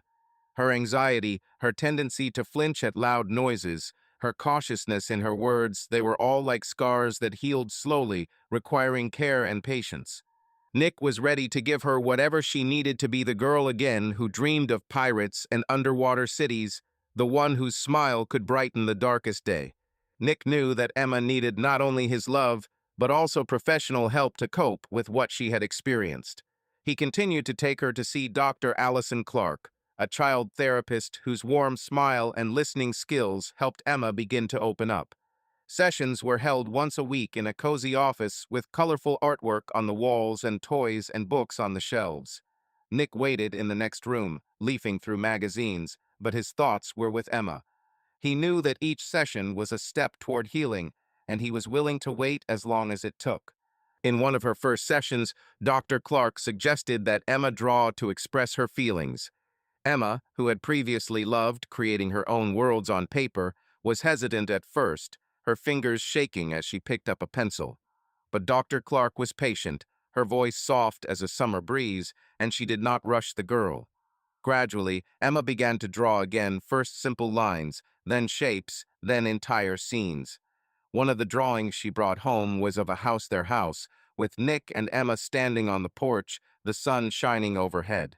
Nick hung it on the wall of the living room, next to her other works, and every time he passed by, he felt his heart fill with warmth. "Dad, that's us," Emma said, pointing to the drawing, "and there's no screaming." Nick hugged her, his voice quiet but full of love. "And it never will be, baby," he replied. "This is our home, and it will always be safe here. The sessions with Dr. Clark helped Emma not only draw, but also talk. She began to share her fears, talking about how she was afraid of making mistakes in Melissa's apartment, how Tom's voice made her feel small and guilty. Nick listened to these stories, which she sometimes shared with him after dinner, and each time his heart sank, but he didn't show it. He smiled, asked gentle questions, let her know that she could say whatever she felt. Gradually, her voice grew louder, her words more confident, and her smiles more frequent. One day, when Emma returned from a session, she brought home a doll she had made from fabric and thread during a session with Dr. Clark. The doll was small, with yellow yarn braids and a patchwork dress. "This is my friend," Emma said, holding the doll in her hands. "Her name is Luna. She is brave, just like I want to be." Nick smiled, his eyes shining with pride. "You're already brave, Emma," he said, sitting down next to her. "The bravest girl I know." Emma looked at him, her gray eyes full of trust. "Dad, do you think I can be like I used to be? Like when I wasn't afraid?" Nick took her hand. His palm was warm and reliable. "You're already becoming like that, baby, and I'll always be there to help you." While Emma was learning to trust the world again, Nick was looking for a way to channel his energy, his experience, into something bigger than just fighting for his daughter. He saw how his story, the story of a father fighting for his child, could help others. In the evenings after Emma slept, he sat at his laptop, his fingers tapping away at the keys, writing the first entries for a blog he called A Father's Voice. It was an idea born out of conversations with Tony, his best friend, who had once said, "Nick, you went through hell to protect Emma. Maybe your story will inspire other fathers to keep going." The blog began as a simple post where Nick wrote about his journey, the divorce, the tablet writing, Emma's fears, and how he fought in court for her safety. He wrote honestly, without embellishment, but with a warmth that was his essence. "I'm not a hero," he wrote. "I'm just a father who loves his daughter. But I've learned that love isn't just hugs and bedtime stories. Sometimes it means standing up and fighting, even when it feels like the world is against you. If you're a father who's afraid of losing your child, know this: you're not alone. Your voice matters." The post quickly spread through local parenting groups on social media. People started writing to Nick, sharing their stories. Fathers who were fighting for custody, mothers who were supporting them, parents who were looking for advice. Nick was surprised, but also inspired. He began publishing articles about parenting rights, how to gather evidence, how to work with lawyers, how to talk to children so they felt heard. His blog became more than just a diary, but a platform for sharing experiences and hope. One evening, while Nick was checking the comments on his latest post, he received a message from a man named David, a father of two, who wrote, "Nick, I read your blog, and it gave me the strength to keep going. My ex-wife tries to limit my visits, but after your advice, I started documenting everything like you. Thank you for giving me hope." Nick smiled, feeling his efforts making sense. He wrote back to David, offering to call him to discuss his situation.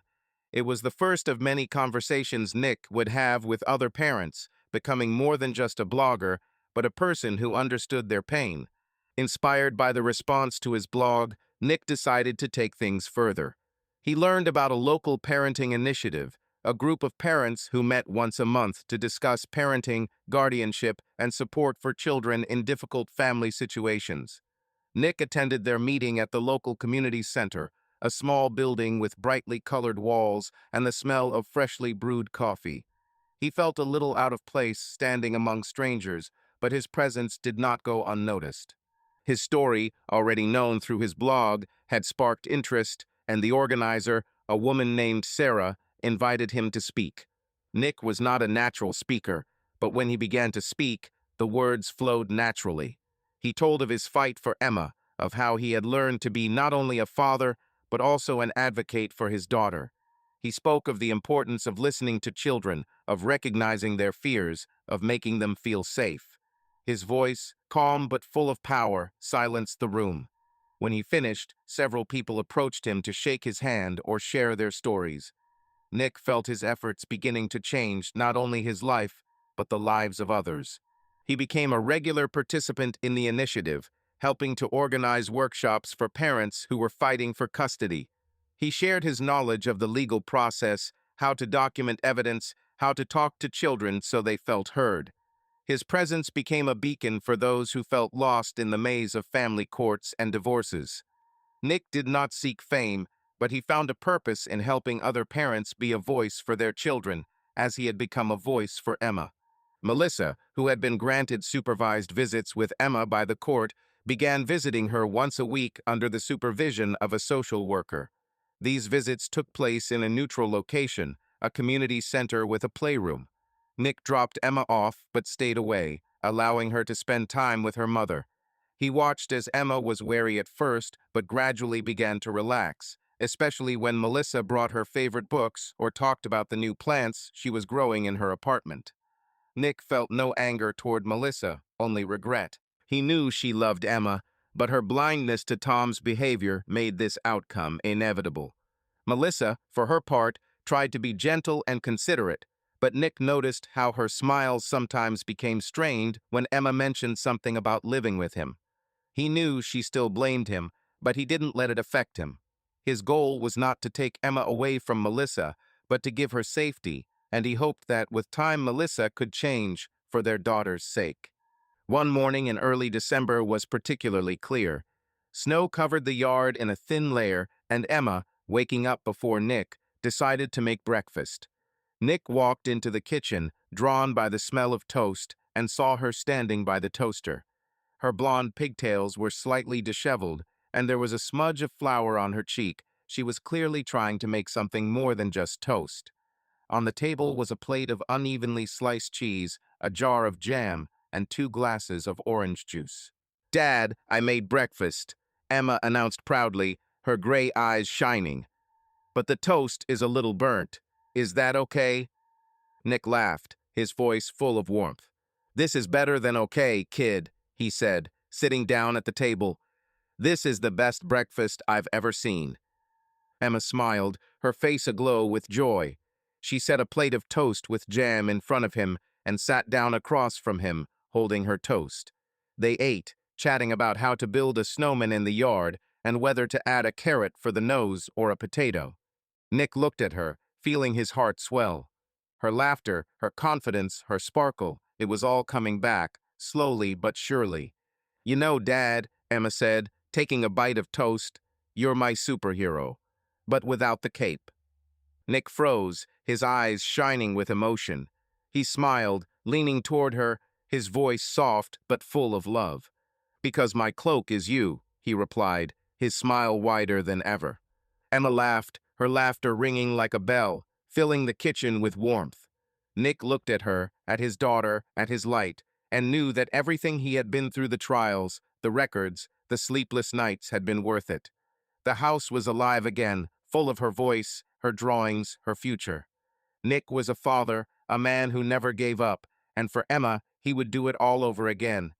Their road to healing had been long, but they were on it together, and ahead of them lay a life of light and laughter and love.